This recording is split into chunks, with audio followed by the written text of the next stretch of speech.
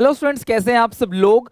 तो आइए पूरा का पूरा मैक्रो इकोनॉमिक्स 0 to 1 यानी क्लास पूरा का पूरा 100% रिवीजन करेंगे। क्लास आज हम यहाँ पे मैक्रो इकोनॉमिक्स जो है वो उसके अंदर 3 आपके क्लास यूनिट आ रहे हैं पेपर में, मनी बैंकिंग, बजट क्लास और आपका फॉरेन एक्सचेंज बीओपी।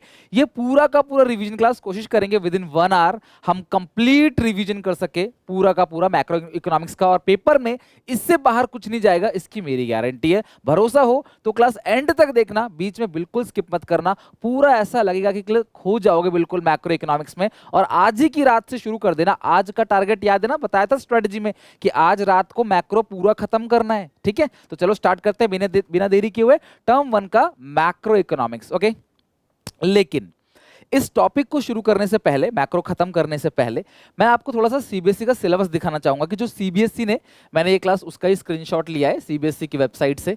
ये सीबीएसई का सिलेबस है। ये कहते हैं कि मैक्रो इकोनॉमिक्स में मनी बैंकिंग में मनी आएगा, मनी की मीनिंग आएगी, सप्लाई ऑफ मनी आएगा, currency held by the public, net demand deposit, यानी कि M1 कुल मिला के कह रहा है M1 आएगा। लेकिन सीबीएसई ने जो क्वेश्चन बैंक अपलोड कर दिया है, ठीक है, अब मुझे लगता है पता नहीं क्वेश्चन बिल्कुल घटिया क्वालिटी के क्वेश्चंस हैं, मतलब बहुत ज्यादा टफ क्वेश्चन, इलॉजिकल क्वेश्चन दे रखे हैं, बहुत सारे आउट ऑफ सिलेबस क्वेश्चन दे रखे हैं, बट क्योंकि सीबीएसई की वेबसाइट में है तो मैं तो एटलीस्ट उसे अंडर एस्टिमेट नहीं करूंगा, मैं उस लेवल से आपकी तैयारी करा दूंगा। देखो होता क्या है कि अगर हम बियॉन्ड दी लेवल तैयारी कर रहे हैं तो उससे हमें रिस्क नहीं है। मैं चाहता हूं बच्चा कुछ 2-4 कॉन्सेप्ट फालतू पढ़ के जाए तो कोई प्रॉब्लम नहीं है, एग्जामिनेशन से बाहर आएगा, हंसते हंसते आएगा, मेरा सारा हो गया, अच्छा हाँ ये नहीं आया। लेकिन एक भी ऐसा कॉन्सेप्ट जो छूट जाए और वो क्लास एग्जामिनेशन पेपर में दिख जाए, यार ये तो मैंने पढ़ा ही नहीं है, इसका तो नाम सुना ही नहीं है, तो बच्चों को बड़ी समस्या हो जाती है। और ये ऐसा कुछ भी नहीं जो हम ना करा सके या जो आपको टफ लगे, बहुत सिंपल सी चीज है। तो इन्होंने क्लास M1 की जगह M2, M3, M4 भी दे दिया, कुछ मनी के टाइप्स इसमें दे दिए, बार्टर सिस्टम की डिमेरिट दे दी, बार्टर सिस्टम तो यह भी नहीं यहाँ पे, और बार्टर सिस्टम की डिमेरिट दे दी। तो यार इस तरीके से क्लास इन्होंने कुछ दे दिया है, पता नहीं क्या चल रहा है, मैं कह नहीं सकता कुछ। Money creation by commercial bank है, सेंट्रल बैंक के फंक्शंस हैं, बैंकर्स बैंक, क्रेडिट कंट्रोल दे रखा है, बट लिंक क्लास के अंदर ये नहीं दिया कि मॉनेटरी पॉलिसी से कैसे कैसे कंट्रोल होगा, क्वांटिटेटिव क्वालिटेटिव वो सब दिया नहीं है। बजट की बात करें तो बजट के meaning, objective, component, classification of receipt, ये तो बहुत ही सही है। बजट में तो क्लास क्वेश्चन ठीक ठाक है इसके अंदर कि रिसीट्स क्या है और एक्सपेंडिचर क्या है, कैपिटल एक्सपेंडिचर, रेवेन्यू रिसीट, मतलब कुल मिला के बजट के कंपोनेंट के बारे में दे रखा है। एक इन्होंने दे रखा है क्लास बैलेंस ऑफ पेमेंट और फॉरेन एक्सचेंज में। बैलेंस ऑफ पेमेंट में बोला है कि बैलेंस ऑफ पेमेंट अकाउंट और मीनिंग और कंपोनेंट, करंट और कैपिटल अकाउंट की। फॉरेन एक्सचेंज रेट में सिर्फ मीनिंग दिया हुआ है, सिर्फ मीनिंग दिया और कुछ नहीं। तो मैं स्ट्रिक्टली डिपेंड करूंगा सीबीएसई के सिलेबस पे, लेकिन थोड़ा सा बियॉन्ड जाऊंगा जो क्वेश्चन क्लास इन्होंने क्वेश्चन बैंक में दे दिए थे। राइट, तो चलिए क्लास बिना देरी के शुरू करते हैं। भरोसा रखना क्लास, मैं आपको जो भी कुछ करा रहा हूं आपके वेस्ट नहीं जाएगा, काम जरूर आएगा। राइट, तो सबसे पहले हम शुरू करते हैं मनी एंड बैंकिंग से। तो पहले हम पढ़ेंगे मनी को और फिर हम पढ़ेंगे क्लास बैंकिंग को, और जो भी पॉसिबल क्वेश्चन है वो सारे के सारे हम कर लेंगे डिस्कस। तो मनी मतलब तो जानते हो क्लास, मुद्रा, रुपया, रुपया, ठीक है। तो मनी से पहले एक सिस्टम चलता था इकोनॉमी में जिसका नाम था बार्टर सिस्टम एक्सचेंज, सामान के बदले सामान। उसमें था class commodity for commodity economy, यानी कि आपको एक सामान दे रहा हूं और आपसे एक सामान ले रहा हूं, आपको राइस दिया, आपसे वीट ले लिया, आपको वेजिटेबल दिया, आपसे फ्रूट्स ले लिया। तो इस सिस्टम को बंद क्यों कर दिया गया? आज ये सिस्टम नहीं चलता है, लेकिन पूरी तरीके से बंद नहीं हुआ है। गांव में, रूरल एरिया में अभी भी क्या होता है कि हम अनाज देके चीजें ले लेते हैं, फार्म लेबर को अनाज जो है वो दिया जाता है जो काम करते हैं, फार्मिंग करते हैं जो लोग, ठीक है। तो सबसे बड़ी समस्या थी डबल कॉन्फिडेंस ऑफ वांट। अगर जरूरतों का दोहरा संयोग, इसको बोलते हैं हिंदी में जरूरतों का दोहरा संयोग। अगर मेरे पास कोई सामान है, ठीक है, मेरे पास राइस है, मैं आपको राइस देकर आपसे वीट लेना चाहता हूं, तो आप भी तो तैयार होने चाहिए ना मेरे से कि मेरे से जो है राइस लेके और मुझे वीट दे दो। तो अगर हम दोनों के बीच में रिलेशन बनेगा तभी बनेगा जब मेरे पास कोई सामान है जो आपके लिए वैल्यूएबल लग रही है, आपके पास कोई सामान है जो मेरे को वैल्यूएबल लग रही है, और हम दोनों एक्सचेंज करना चाहते हैं, तभी ये सिस्टम काम करेगा। जिसमें समस्या थी lack of double coincidence of want. दूसरा है lack of common unit of value. Common unit of value नहीं थी। जैसे आज अगर मुझे कुछ भी खरीदना हो, मुझे चीनी खरीदनी हो, मुझे चाय पत्ती खरीदनी हो, मुझे दूध खरीदना हो, मुझे ब्रेड खरीदना हो, मैं दूंगा एक ही unit, that is common unit, रुपया, पैसा। लेकिन पहले क्या था क्लास, पहले अगर मेरे पास कोई सामान है तो मैं आपको देना चाहता हूं, तो यार आप मेजर करोगे, ठीक है, इतने राइस के बदले इतना वीट देना है, इतना पोटैटो के बदले इतना टमाटो देना है, ठीक है, इतने इतनी चीजों के बदले इतना चीज देना है। तो ये एक कॉमन यूनिट नहीं था, हर चीज की अलग अलग यूनिट, कैसे आप मेजर करोगे?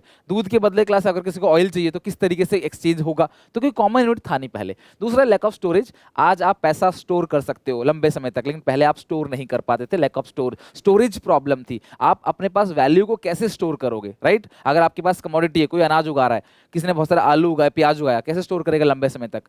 आज तो पैसा है, बैंक में जमा कर दो, उस टाइम ये भी नहीं था। और class difficulty in future future और कॉन्ट्रैक्चुअल पेमेंट, भैया अगर आज आप लोन लेते हो तो आप ब्याज के साथ लौटा देते हो, और आप क्लास जो है डेफर्ड पेमेंट लंबे समय तक ईएमआई पे चीजें ले लेते हो, प्लस कॉन्ट्रैक्चुअल पेमेंट आप लेबर से काम कराते हो। आज अगर अपना मकान बना रहे हो तो 10 लेबर आते हैं काम करने के लिए, उन सबको तो पैसे ही देते हो ना, लेकिन पहले 10 लेबर आया, किसी को आलू चाहिए, किसी को चीनी चाहिए, किसी को दूध चाहिए, किसी को क्या चाहिए, कहां से देगा आदमी। तो ये समस्या पहले होती थी, जिसकी वजह से भारत सरकार ने बंद कर दिया।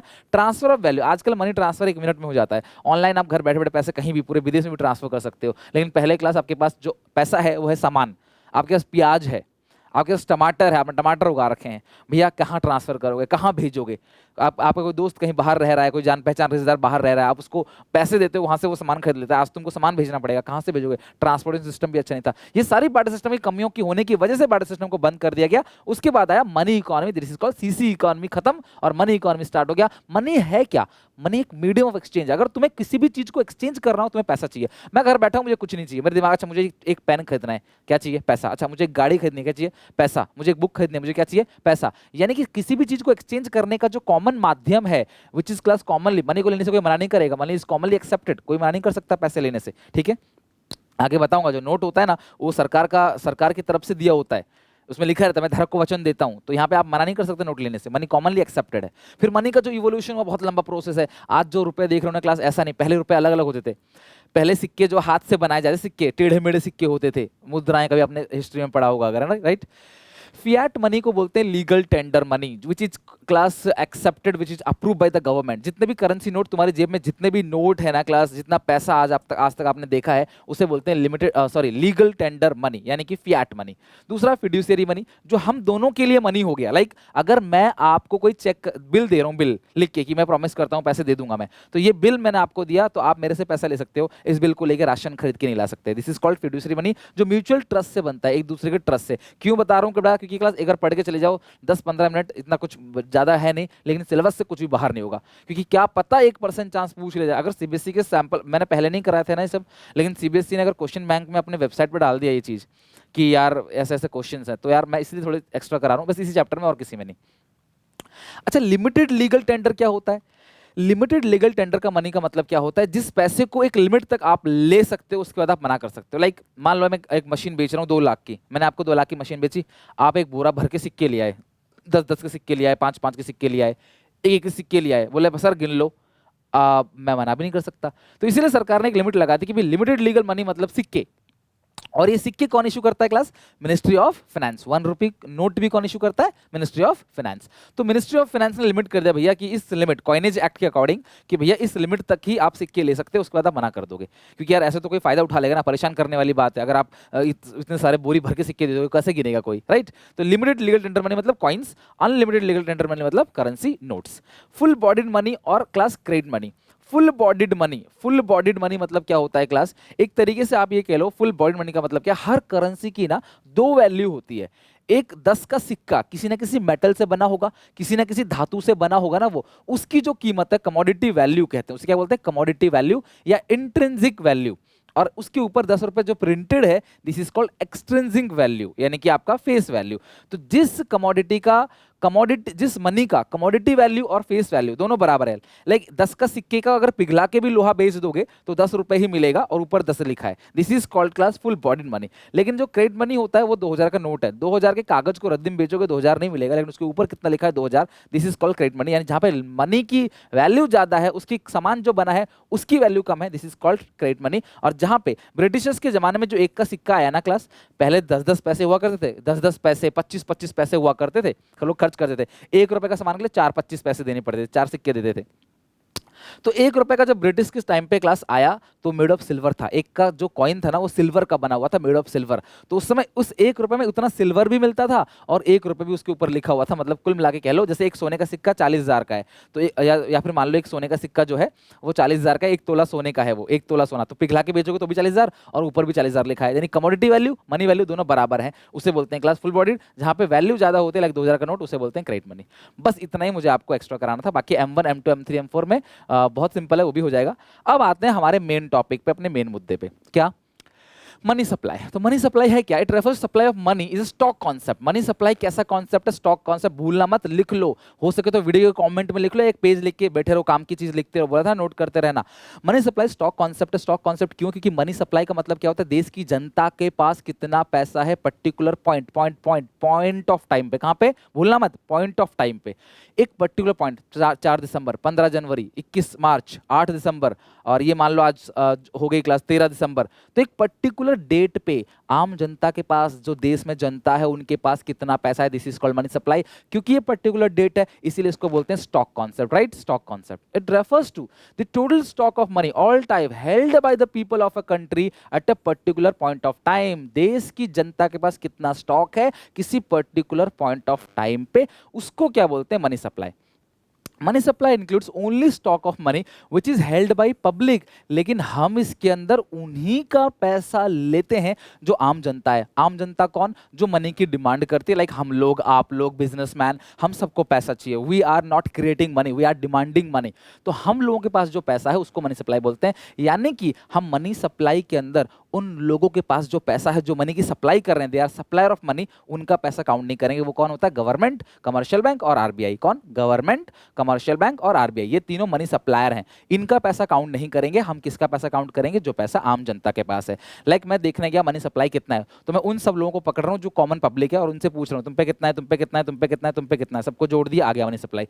लेकिन मैं किनको कंसिडर नहीं करूंगा इसमें? कमर्शियल बैंक को नहीं करूंगा, गवर्नमेंट को नहीं करूंगा और सेंट्रल बैंक को नहीं करूंगा, because they are supplier of money and we all are demand. हम डिमांड करते हैं, हम कंज्यूमर हैं। ओके, तो मनी सप्लाई के अंदर किसका पैसा इंक्लूड करते हैं? इंडिविजुअल का और बिजनेसमैन का। किसका नहीं करते class? Stock of money held by the सरकार के पास जो पैसा है और देश का जो बैंकिंग सिस्टम है उसके पास जो पैसा है, हम उसको मनी सप्लाई के अंदर काउंट नहीं करते। बाकी सारी चीजें मनी सप्लाई के अंदर काउंट होती हैं। क्लियर है? अच्छा, एक बात और बता दूं, कहीं भी केस स्टडी में आपसे कहीं भी पूछा जाए तो मैं तुम्हें पूरा ज्ञान दे रहा हूं। मैंने तुम्हें कहा था एक सिंगल नंबर का नहीं छूटेगा। मैंने थंबनेल में लिखा है इससे बाहर पेपर नहीं जाएगा।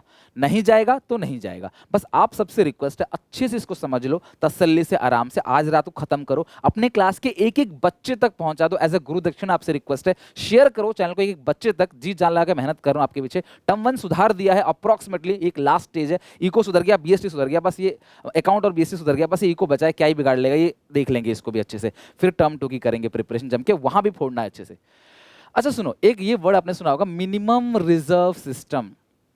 तो जो रिजर्व बैंक ऑफ इंडिया है ना, वो जो करेंसी छापती है, कभी ना कभी आपके मन में आया होगा कि जो आरबीआई है ना, वो क्यों ना नोट छाप के बरसात कर दे, गरीबों को नोट छाप के दे दे, नोट छापने की मशीन आ जाए यार, मजा आ जाएगा भाई, मैं तो सुबह शाम नोट छापूंगा, खर्च करूंगा। ऐसा कभी ना कभी मन में आया होगा, यार देश में गरीबी है, मोदी जी से क्या क्या ये कहते हैं नोट छपवा दे, दिन रात नोट छपवा रहे हैं, लेबर लगा के दबादब नोट छप रहे हैं। बेटा आरबीआई के अलग अलग ब्रांचेस होते हैं, अलग अलग आरबीआई के काम होते हैं। उसमें एक काम होता है, उसका काम नोट छापना, सिर्फ और सिर्फ नोट छापना ही उसका काम नहीं होता है। और वो भी नोट छपता है जब सरकार की तरफ से कुछ भी आता है। ध्यान समझना, मिनिमम रिजर्व सिस्टम का मतलब क्या है? Under this system RBI maintain a minimum reserve of 200 crore.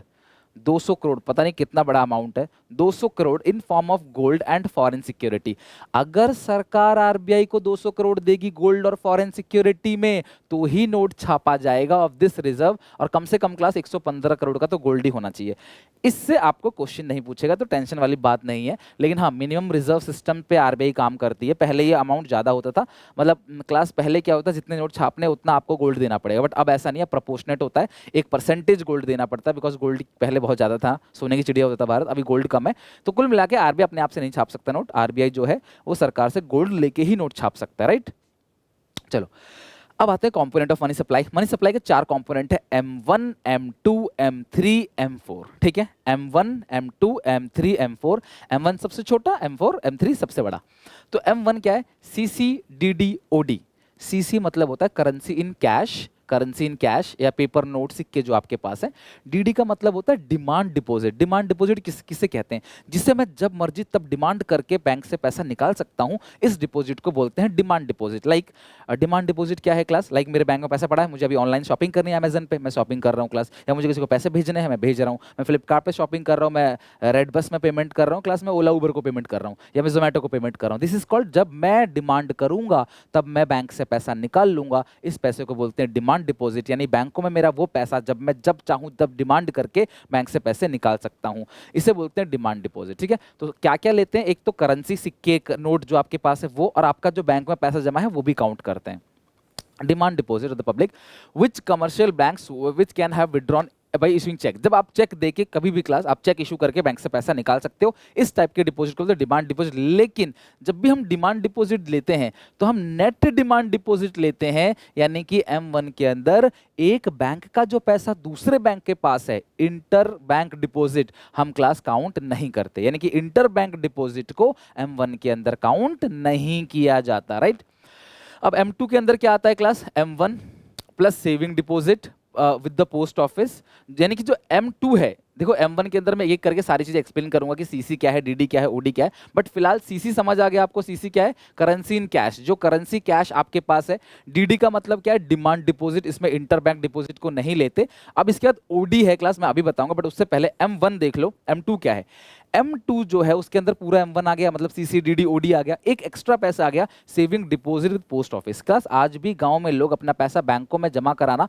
Safe नहीं समझते, वो पैसा पोस्ट ऑफिस में जमा कराते हैं। पहले जमाने में पोस्ट ऑफिस ऐसा बैंक की तरह काम करता था, गांव में वैसे भी दूर दूर तक बैंक होते नहीं थे, शहर में जाना पड़ता था, तो लोग पोस्ट ऑफिस में अपना पैसा जमा करते थे, हर महीने थोड़ा बहुत कमाते थे बेचारे, पोस्ट मास्टर को जानते थे, गाँव में होता था, तो पोस्ट ऑफिस के थ्रू ही बैंकिंग सिस्टम चलता था। तो जो पैसा पोस्ट ऑफिस के पास है वो M2 हो गया, और M3 के अंदर पूरा M1 आ गया और टाइम डिपॉजिट आ गया। टाइम डिपॉजिट मतलब FD, लंबे समय तक जो डिपॉजिट की जाती है ना, दिस इज कॉल्ड FD। जब आप मर्जी तब चेक आप इशू नहीं कर सकते, अगर आपने FD कराई तो आपके खाते से पैसा कट जाएगा, आप चेक इशू नहीं कर सकते, चेक नहीं काट सकते, फिर आपको पहले FD तोड़वानी पड़ेगी।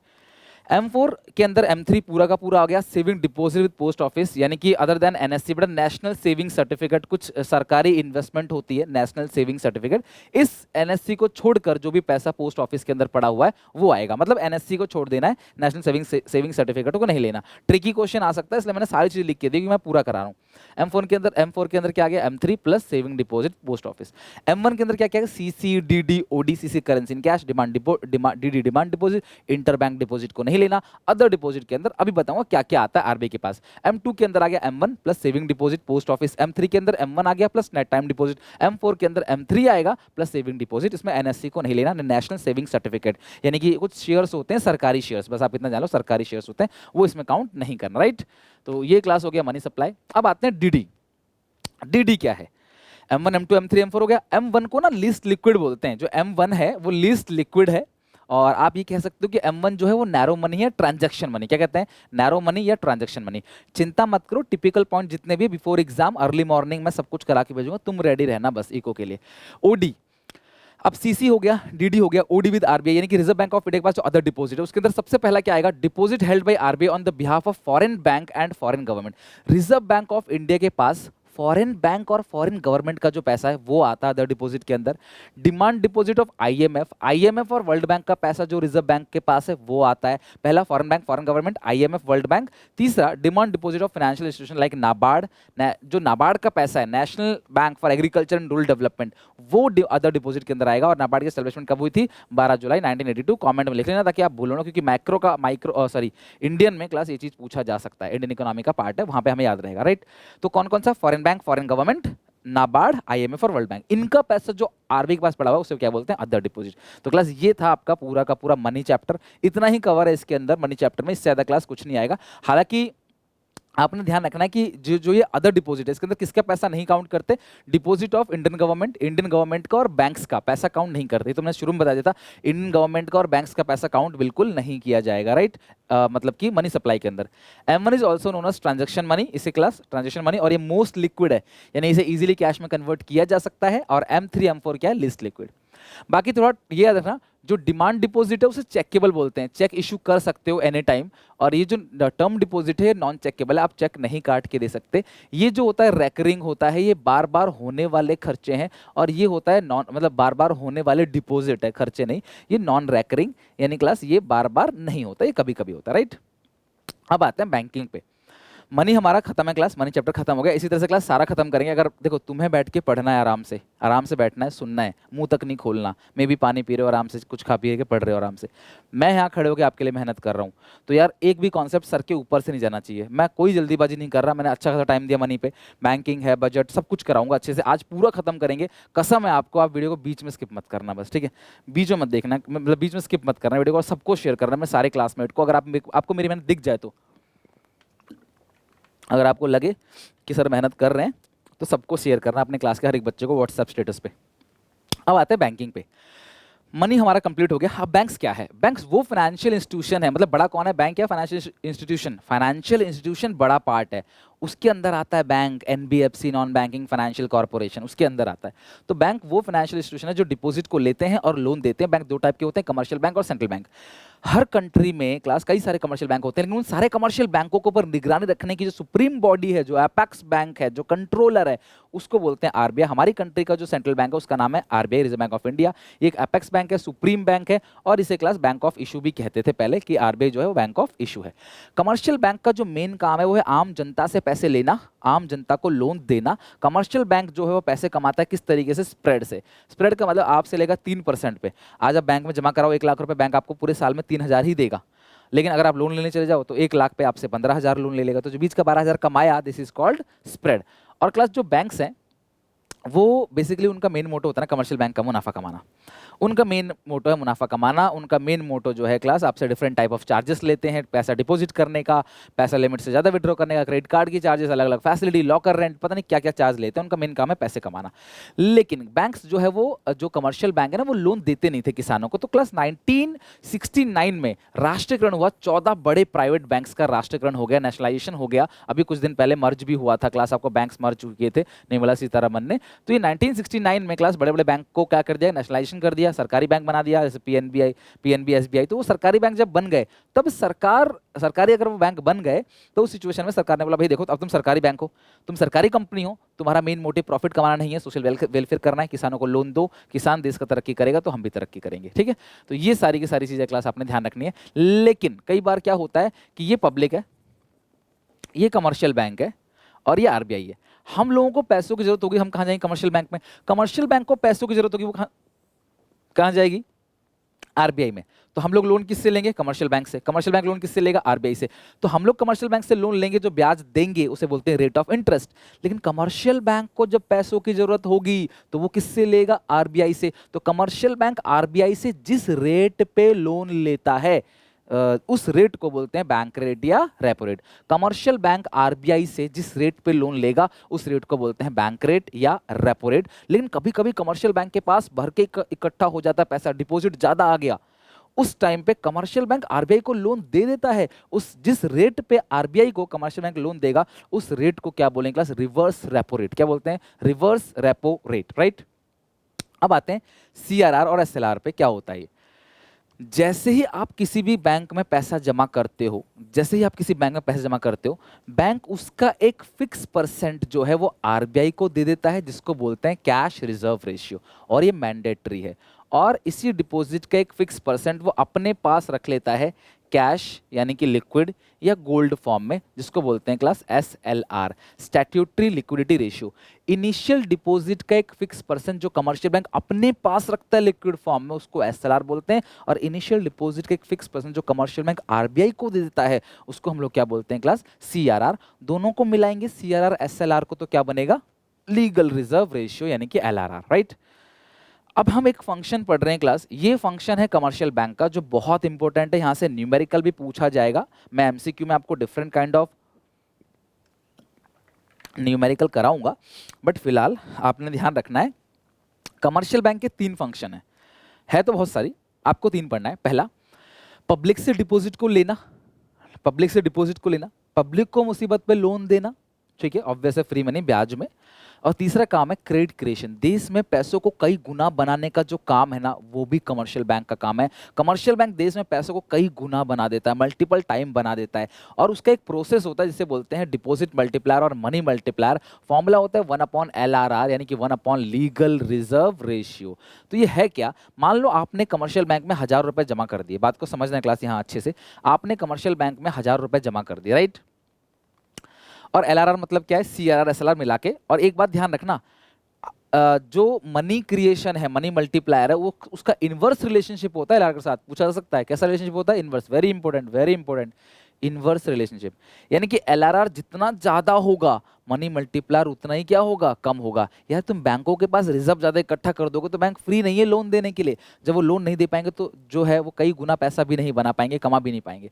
तो एलआरआर और डिपॉजिट मल्टीप्लायर के बीच में जो रिलेशनशिप है वो इनवर्स रिलेशनशिप होता है। सीआरआर जनरली 4-5% के आसपास होता है, कैश रिजर्व रेशियो। और जो क्लास लीगल जो एसएलआर है वो 20-25% के आसपास होता है। आपको रियल लाइफ का नहीं पूछेगा, डोंट वरी, राइट। तो इनिशियल डिपॉजिट में क्लास आपने कितना जमा किया, 1000। मान लेते हैं कि एलआरआर 10% है, तो 10% जो है क्लास वो आपका एलआरआर मेंटेन हो गया। 1000 का 10% 100 और 900 लोन दे दिया। अच्छा, बैंक ने जिसको लोन दिया होगा वो इंसान उस पैसे से क्या करेगा, किसी और को पेमेंट कर देगा, किसी और के बैंक में जमा करा देगा, या कुछ खरीद लेगा घर रखने के लिए, तो पैसे कोई लेगा नहीं, है ना। तो जब वो किसी और को पैसे दे देगा तो उस इंसान के बैंक में फिर डिपॉजिट हो गए। मान लो आपने लोन लिया मेरे को पेमेंट करने के लिए, ठीक है, तो मेरे खाते में पैसा आ गया, तो अल्टीमेटली मेरे बैंक के पास फिर से वही 900 रुपये डिपॉजिट आ गया। अब मैं, मेरा बैंक अलग होगा, आपका बैंक अलग होगा, लेकिन मैं यहाँ किसी एक बैंक की बात नहीं कर रहा, मैं बात करूँ कमर्शियल बैंक की, तो हम सबका बैंक क्या हो गया, सेम हो गया।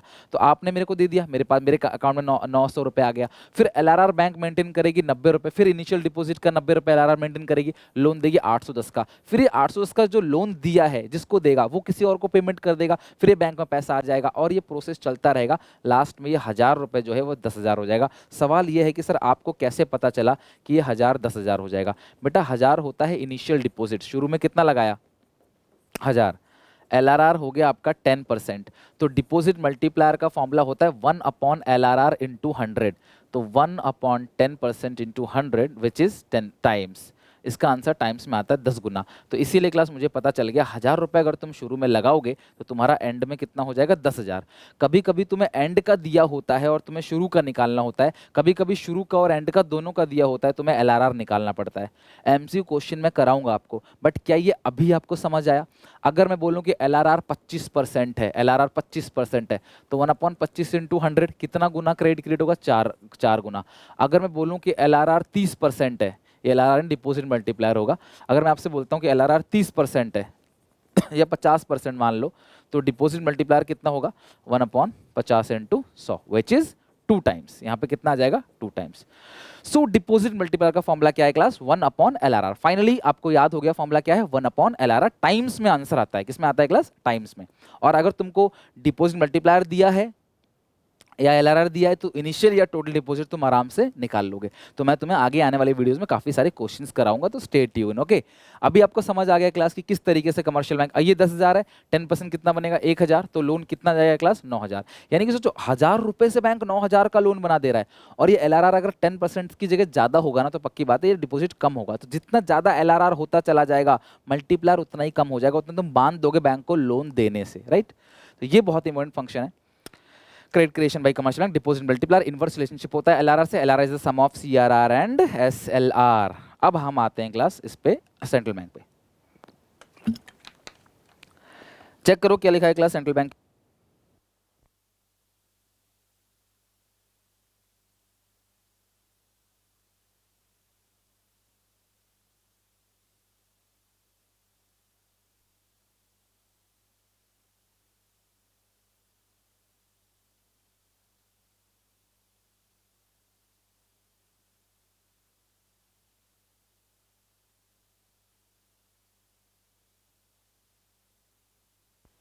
हाँ क्लास, तो हम देख रहे थे यहाँ पे क्या, सेंट्रल बैंक। तो सेंट्रल बैंक क्या है क्लास, सेंट्रल बैंक एक एपेक्स बैंक है। सेंट्रल बैंक क्या है class, is an apex bank that control the entire banking system of a country. किसी भी कंट्री का पूरा बैंकिंग सिस्टम, उससे कंट्रोल करने का जो काम है वो किसका है क्लास, सेंट्रल बैंक का। सेंट्रल बैंक पूरी कंट्री के जो बैंकिंग सिस्टम है उसे कंट्रोल करता है।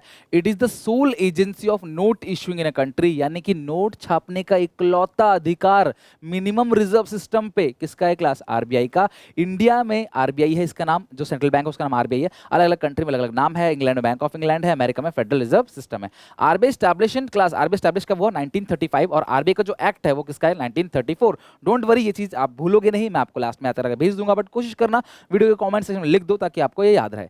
सेंट्रल बैंक को क्लास बैंक ऑफ इशू या सुप्रीम बॉडी भी कहते हैं। Apex bank, supreme body, bank of issue, different name से क्लास उसको बुलाया जाता है। सुप्रीम बॉडी भूलना मत, ठीक है। काम क्या है इसका? नोट छापना। इसका मेन इश्यू काम क्या है क्लास? नोट छापना। लेकिन एक का सिक्का और एक का नोट या और जो अदर डिनोमिनेशन के जो नोट हैं उसे छापने वाली बॉडी कौन है? Ministry of finance. ये बैंकर्स टू गवर्नमेंट है, सरकार को बैंकिंग फैसिलिटी देता है। गवर्नमेंट अपना खाता थोड़ी इन क्लास छोटे मोटे बैंक में खुलवाई, गवर्नमेंट का अकाउंट खुलता है आरबीआई के पास। सरकार आरबीआई से सलाह लेता है, आरबीआई सरकार को फाइनेंशियली हेल्प करता है। 2 लाख करोड़, 3 लाख करोड़, 20,000, अभी कुछ दिन पहले मैंने सुना कि 20,000 करोड़ रुपए दे दिए। 20,000 करोड़ आरबीआई ने दे दिया क्लास गवर्नमेंट को। देश चल नहीं रहा था अच्छे से, देश में कैश करंच था, क्योंकि आपको पता है कि हो क्या रहा है कि लॉकडाउन के बाद से बिजनेस नहीं चल रहा है, टैक्स नहीं कलेक्ट आ रहा है, तो ये आरबीआई सलाह देता है। नोटबंदी में भी आरबीआई का रोल था। रिजर्व बैंक ऑफ इंडिया सलाह देता है, सलाहकार है, फाइनेंशियल मैटर को देखता है, सरकारी ट्रांजैक्शंस को देखता है, सरकार का अकाउंट रखता है, सरकार से गिरवी रख के सरकार को लोन देता है। ये सारा मतलब कुल मिला के गवर्नमेंट का बैंक है। जो फैसिलिटी एक हमको जो फैसिलिटी कमर्शियल बैंक देता है, वही फैसिलिटी कमर्शियल बैंक को कौन देता है? आरबीआई। वही फैसिलिटी सरकार को कौन देता है? आरबीआई। हमारा bank commercial bank, commercial bank का बैंक आरबीआई। बैंकर्स बैंक, बैंकों का बैंक आरबीआई। सुपरवाइजरी बैंक, सारे बैंकों के ऊपर निगरानी रखता है। आज अगर हम खुशी से अपना पैसा बैंक में जमा करते हैं, जिंदगी भर की मेहनती कमाई इंसान बैंक में जमा करता है, भरोसा करता है कि बैंक लेके नहीं भागेगा, क्यों? आरबीआई की वजह से। हम जानते हैं कि रिजर्व बैंक ऑफ इंडिया है तो हमारा पैसा डूबने नहीं देगा, ठीक है। Lenders to the last resort, यानी कि क्लास जो आखिरी रास्ता है, कमर्शियल बैंकों को जो फाइनेंशियल प्रॉब्लम होती है तो आखिरी रास्ता होता है क्लास कौन? Central bank. Custodian of foreign exchange reserve, foreign exchange reserve जो है वो भी अपने पास कौन रखता है क्लास? यानी कि reserve bank of India. Her country foreign currency भंडार रखती है फॉरेन पेमेंट के लिए, बाहर कंट्री से जो ट्रांजैक्शन हो रहा है उसकी पेमेंट के लिए। तो जो रिजर्व बैंक ऑफ इंडिया है हमारे कंट्री का, वो फॉरेन एक्सचेंज रिजर्व को अपने पास होल्ड रखता है। नेक्स्ट है कंट्रोल ऑफ क्रेडिट। क्रेडिट को कंट्रोल करने का जिम्मा जो है वो भी किसका है क्लास? आरबीआई का। ध्यान सुनना, आरबीआई की एक पॉलिसी होती है जिसको बोलते हैं मॉनेटरी पॉलिसी। और मॉनेटरी पॉलिसी के थ्रू अगर कंट्री में इन्फ्लेशन है, यानी कि महंगाई या डिमांड ज़्यादा है, या फिर कंट्री में डिफ्लेशन है, मंदी है, तो इस इन्फ्लेशन डिफ्लेशन को कंट्रोल करती है RBI through a policy which is called monetary policy. ठीक है, क्या बोलते हैं? Monetary policy. Bank rate repo rate बता दें मैंने, जिस रेट पे कमर्शियल बैंक आरबीआई से लोन लेगी और जिस रेट पे कमर्शियल बैंक आरबीआई को लोन देगी, this is called reverse repo rate. फर्क इतना है क्लास, ये लॉन्ग टर्म के लिए होता है bank rate, repo rate short term के लिए होता है। रेपो रेट जो है क्लास, इसका मतलब बाय परचेजिंग सिक्योरिटी, सरकार जो है मतलब कि ये कुछ सिक्योरिटी गिरवी रख के दिया जाता है। लेकिन ये जो लॉन्ग टर्म के लिए होता है क्लास बैंक रेट, ये विदाउट एनी सिक्योरिटी, बिना किसी सिक्योरिटी के क्लास लोन दिया जाता है। तो कमर्शियल बैंक आरबीआई से लोन लेगी जिस रेट पे, उस रेट को क्या बोलते हैं? बैंक रेट या रेपो रेट। लॉन्ग टर्म है तो बैंक रेट, शॉर्ट टर्म है तो रेपो रेट। की डिफरेंस अगर हम बात करें, आप खुद सोचो ना, कमर्शियल बैंक में और आरबीआई में की डिफरेंस क्या है? ये आरबीआई नोट छापता है, कमर्शियल बैंक नोट नहीं छापता। आरबीआई का मेन मोटो क्या है? मुनाफा कमाना। कमर्शियल बैंक सॉरी आरबीआई का नहीं है, गलत बोल दिया मैंने। आरबीआई का मेन मोटो क्या है क्लास? स्टेबिलिटी वेलफेयर क्रिएट करना। कमर्शियल बैंक का मेन मोटो क्या है? प्रॉफिट्स जनरेट करना। ठीक है, तो ये एक क्लास मेन डिफरेंस है।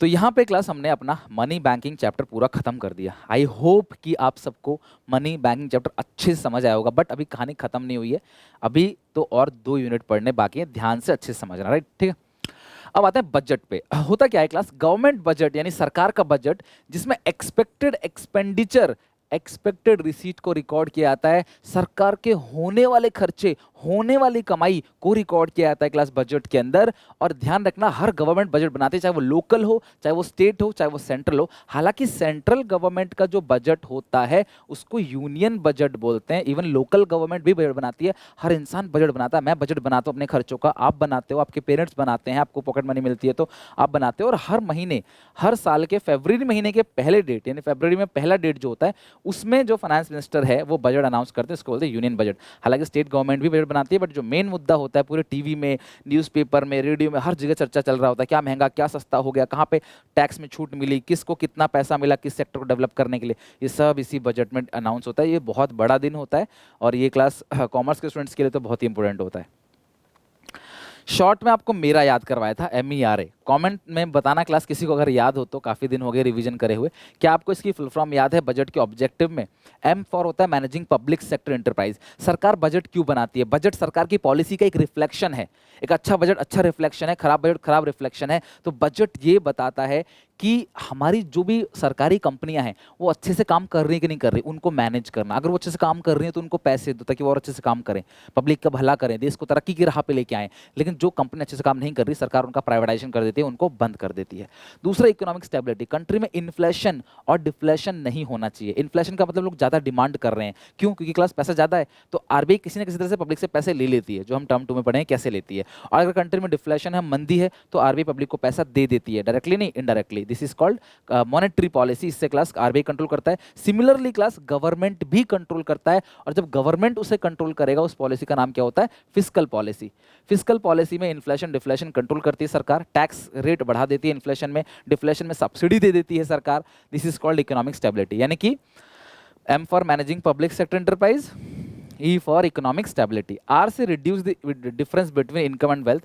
अमीर दिन ब दिन और अमीर होते चले जा रहे हैं, गरीब और गरीब होते चले जा रहे हैं, तो इसमें सरकार टैक्स सिस्टम को प्रोग्रेसिव बनाती है। प्रोग्रेसिव मतलब जो जितना ज़्यादा अमीर है सरकार उस पर ज़्यादा टैक्स चार्ज करती है। हर साल अमीरों के ऊपर ज़्यादा बोझ डाला जाता है टैक्स का, और गरीबों को उन पैसों से सब्सिडी दी जाती है ताकि अमीर गरीब के जो बीच का फासला है वो खत्म किया जा सके। नेक्स्ट है एलोकेशन ऑफ रिसोर्सेज। रिसोर्सेज का बंटवारा, यानी कि जो कंपनी खादी का प्रोडक्ट बनाती है उसको हम क्या करेंगे? सब्सिडी देंगे। लेकिन जो कंपनी बीड़ी सिगरेट तंबाकू हैजर्डस गुड्स बनाती है, सोशली डिस्टिंक्टेड गुड बनाती है, उन पे सरकार हैवी टैक्स चार्ज करती है। जो रूरल एरिया में कंपनी खोल रहा है क्लास, उनको सरकार क्या करती है? सब्सिडी देती है। लेकिन जो अर्बन एरिया में कंपनी खोल रहा होता है क्लास, उससे ज़्यादा टैक्स चार्ज करती है। तो इस तरीके से सरकार क्या करना चाहती है? रिसोर्सेज का एलोकेशन करती है। MERA, managing public sector enterprise, economic stability, reduce the difference between income and wealth and allocation of resources. ये सरकार के मेन ऑब्जेक्टिव है। बजट के कंपोनेंट की बात करते हैं और डिटेल में समझते हैं इस टॉपिक को। अगर हम बजट की कंपोनेंट की बात करें तो यहां समझते हैं। कॉपी में लिख लेना क्लास, ये बहुत इंपॉर्टेंट है, तो इसको अच्छे से कॉपी में लिख लेना। बजट कंपोनेंट्स, तो बजट में हम दो कंपोनेंट की बात करेंगे। सबसे पहला बजटरी रिसीट्स, ऐसी रिसीट जो सरकार की टोटल रिसीट है। तो साल भर में सरकार को टोटल जो रिसीट मिला है उस रिसीट को बोलेंगे बजटरी रिसीट। साल भर में सरकार के जो टोटल एक्सपेंडिचर है उसको हम लोग बोलते हैं बजटरी एक्सपेंडिचर। सरकार की सारी रिसीट कहीं से भी आ जाए, कितनी भी आ जाए, वो रिसीट है। सरकार के सारे खर्चे कहीं को भी हो जाए, कितने भी हो जाए, वो बजटरी एक्सपेंडिचर है। बजट रिसीट दो टाइप का होता है, ध्यान से समझना क्लासेस को। पहला रेवेन्यू रिसीट्स, एक एक का मतलब यहां से क्वेश्चन बहुत पूछे जाएंगे। 6 नंबर है बेटा, 6 नंबर इस पूरे चैप्टर से जो अभी बता रहा हूं। Revenue receipts and capital receipts. Revenue receipt सरकार की ऐसी रिसीट है जिससे ना ही सरकार की कोई भी असेट कम होती है और ना ही सरकार की कोई भी लाइबिलिटीज बढ़ती है। ठीक है, रेवेन्यू रिसीट नोट्स मेरे एसपीसीसी मोबाइल एप्लीकेशन पे अवेलेबल है, डिटेल में आप वहां देख लेना, क्लास नोट्स को पढ़ लेना। But revenue receipt are those receipt of the government which do not leads to reduction in any asset nor creation of any liability. हमें पैसा तो मिल रहा है, हमें रिसीट तो मिल रहा है, लेकिन ना ही हमारी कोई असेट कम हो रही है और ना ही हमारी कोई लायबिलिटी बढ़ रही है, फ्री में हमको पैसा मिल रहा है। This type of receipt is called revenue receipt, right. और कैपिटल रिसीट कौन सी होती है? इससे कोई ना कोई असेट हमारी कम हो जाएगी, नहीं तो कोई ना कोई लायबिलिटी हमारी बढ़ जाएगी। इस तरह की रिसीट्स को क्या बोलते हैं? Capital receipt. These are those receipt of the government, line को पढ़ना जरूरी है क्योंकि आपको लिखा तो वही आएगा ना, इसलिए। These are those receipt of the government which leads to reduction in any asset और क्रिएशन ऑफ एनी लायबिलिटी। यानी आपको पैसा तो मिल रहा है, लेकिन पैसा मिल रहा है तो कुछ जा भी रहा है, नहीं तो कोई ना कोई कर्जा बन रहा है, लेकिन ये फ्री का है, मुफ्त का, एकदम मुफ्त है ये एकदम। ना ही कोई पैसा क्लास आपके पास आ रहा है और ना ही क्लास सॉरी पैसा तो आ रहा है, लेकिन ना ही कोई लायबिलिटी बन रहा है और ना ही कोई एसेट कम हो रहा है। तो रेवेन्यू रिसीट फर्दर दो पार्ट में है, कौन कौन से? टैक्स रेवेन्यू या टैक्स रिसीट और non tax revenue. Tax revenue का मतलब टैक्स से जो पैसा आ रहा है, नॉन टैक्स मतलब अदर देन टैक्स, टैक्स को छोड़कर। तो टैक्स को छोड़कर सरकार के पास कौन कौन सा पैसा आता है? फीस, फाइन, पेनल्टीज, सरकार को कोई इंटरेस्ट मिला है, सरकार को कोई गिफ्ट डोनेशन मिला है, ठीक है, और क्लास आप income from public company, income from public company. तो बेसिकली ये सारी की सारी जो क्लास रिसीट्स हैं, these are non tax revenue. और टैक्स रेवेन्यू कौन सा होता है क्लास? टैक्स से जो पैसा मिल रहा है। Tax is a compulsory payment to government under any law. Tax दो तरह का होता है क्लास, किसी भी नियम कानून के तहत ही हम टैक्स देते हैं। लाइक इनकम के लिए इनकम टैक्स एक्ट 1961, जीएसटी के लिए जीएसटी एक्ट, अलग अलग एक्ट है। डायरेक्ट टैक्स वो टैक्स है जिसके ऊपर सरकार ने टैक्स का बोझ डाला है, वो खुद सरकार को टैक्स पे करेगा। मैं कमाता हूं, मैं अपनी इनकम पे सरकार को टैक्स भरता हूं, this is called direct tax. ठीक है, ये प्रोग्रेसिव इन नेचर का होता है। क्या होता है? Progressive in nature. अब आप डायरेक्ट टैक्स का जो बर्डन है ना, बर्डन नॉट शिफ्टेबल है। आप किसी के ऊपर आप अपना बोझ नहीं डाल सकते, भैया तुमने कमाया है तुम्हें ही देना है, तुम अपना टैक्स का बोझ किसी के ऊपर नहीं डाल सकते। ये प्रोग्रेसिव है, ये नॉन शिफ्टेबल है। इसको बोलते हैं class income tax, wealth tax, income tax, wealth tax, property tax, ठीक है, और gift tax etcetera, gift tax, capital gain tax etcetera. ध्यान समझना class, capital gain tax, capital gain मतलब बिल्डिंग खरीदी 50 लाख की, बेचा 60 लाख का, तो ये सारी चीजें जो है क्लास आपका हो गया।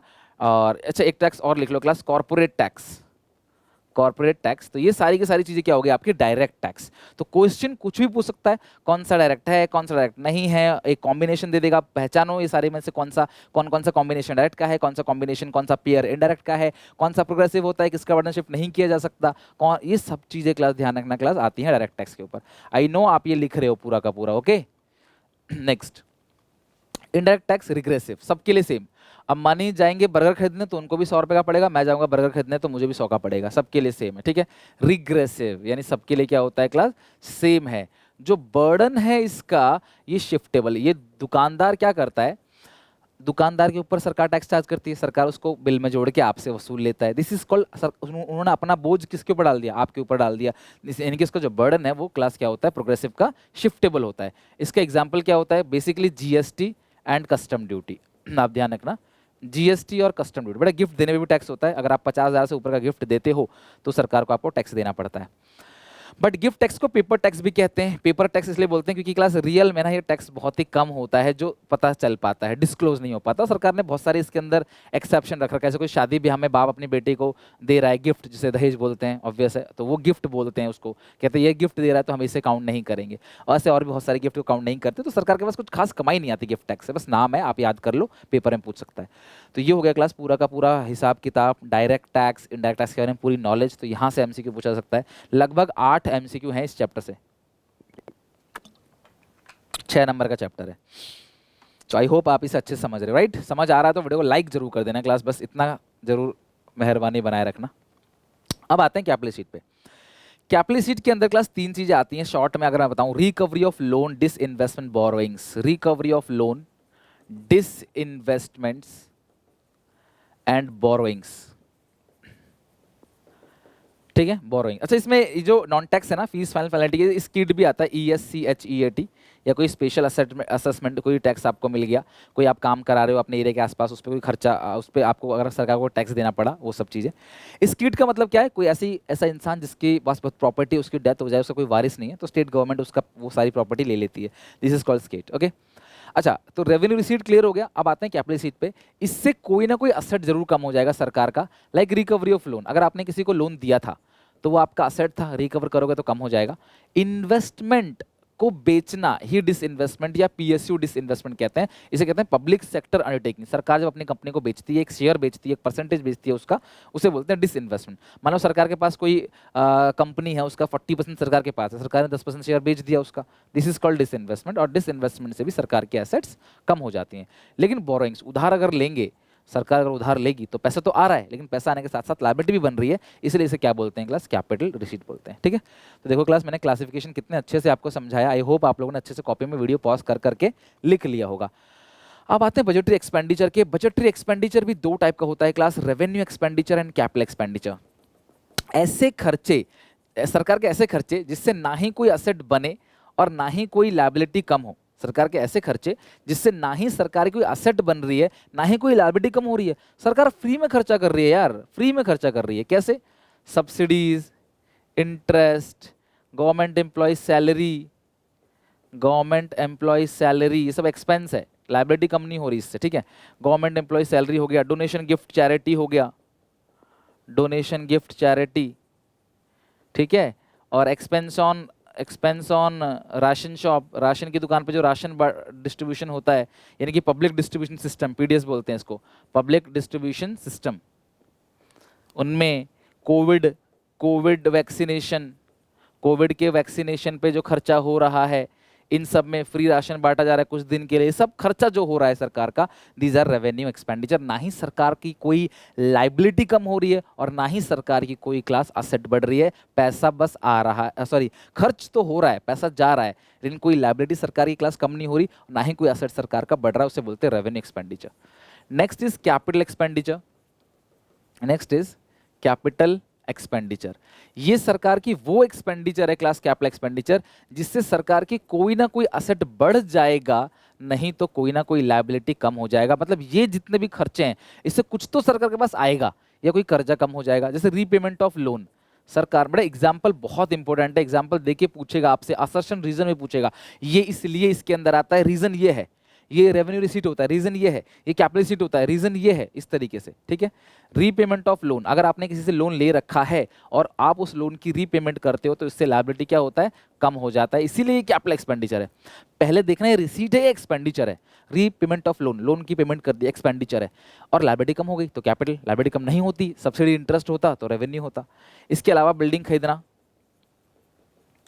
Building machine purchase, building machine आपने खरीदा या आपने इन्वेस्टमेंट किया, तो इन सबसे सरकार की जो एसेट है ना वो बढ़ रही है, असेट बढ़ रही है, इसीलिए क्लास इस पूरे रिसीट्स को, इस पूरे एक्सपेंडिचर को क्या बोलते हैं, कैपिटल एक्सपेंडिचर। सरकार ने सुपर कंप्यूटर खरीदा, सरकार ने बाहर से मिसाइल्स खरीदी, कोई भी असेट, डिफेंस पे खर्चा हो रहा है, डिफेंस में सोल्जर्स की सैलरी जा रही है, वो रेवेन्यू है, लेकिन डिफेंस इक्विपमेंट खरीद रहे हैं तो वो कैपिटल है, इक्विपमेंट असेट है, तो ये अकाउंट्स का कॉन्सेप्ट है बिल्कुल, राइट।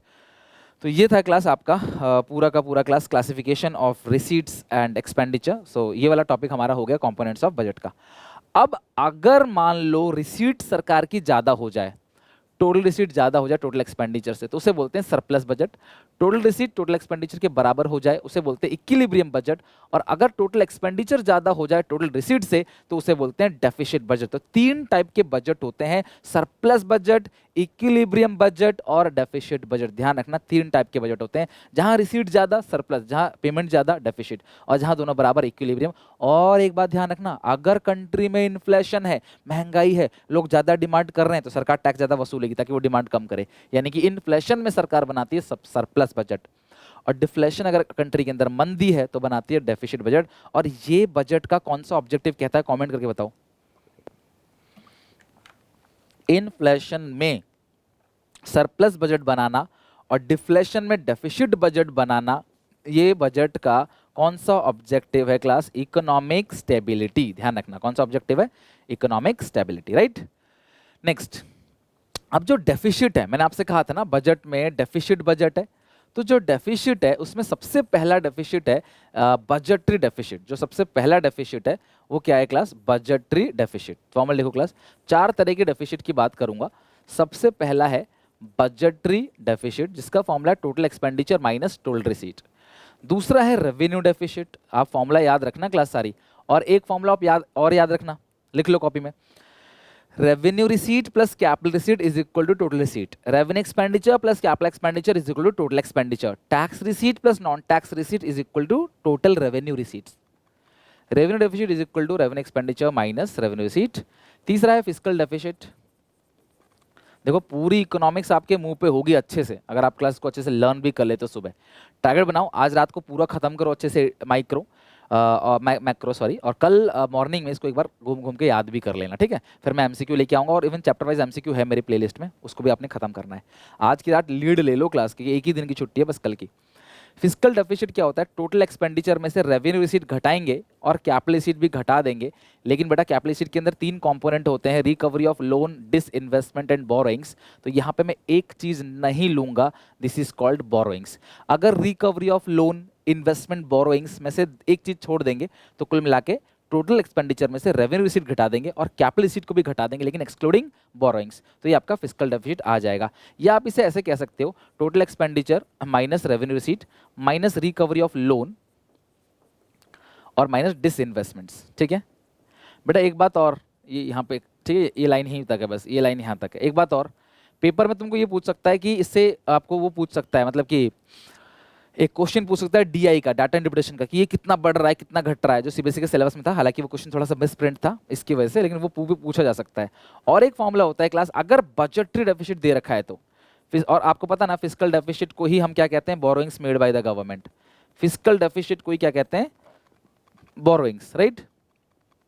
तो अगर तुम्हें फिस्कल डेफिसिट निकालना है, तुम्हें बजटरी डेफिसिट दिया गया है,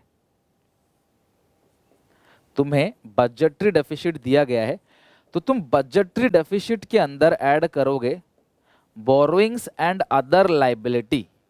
तुम बजटरी डेफिसिट के अंदर बोरोइंग्स एंड अदर लायबिलिटी, बेटा ये तो याद कर लेना फॉर्मूला थोड़ा सा, बजटरी डेफिसिट के अंदर अगर तुम बोरोइंग्स एंड अदर लायबिलिटी को ऐड करोगे तो तुम्हारा फिस्कल डेफिसिट आ जाएगा।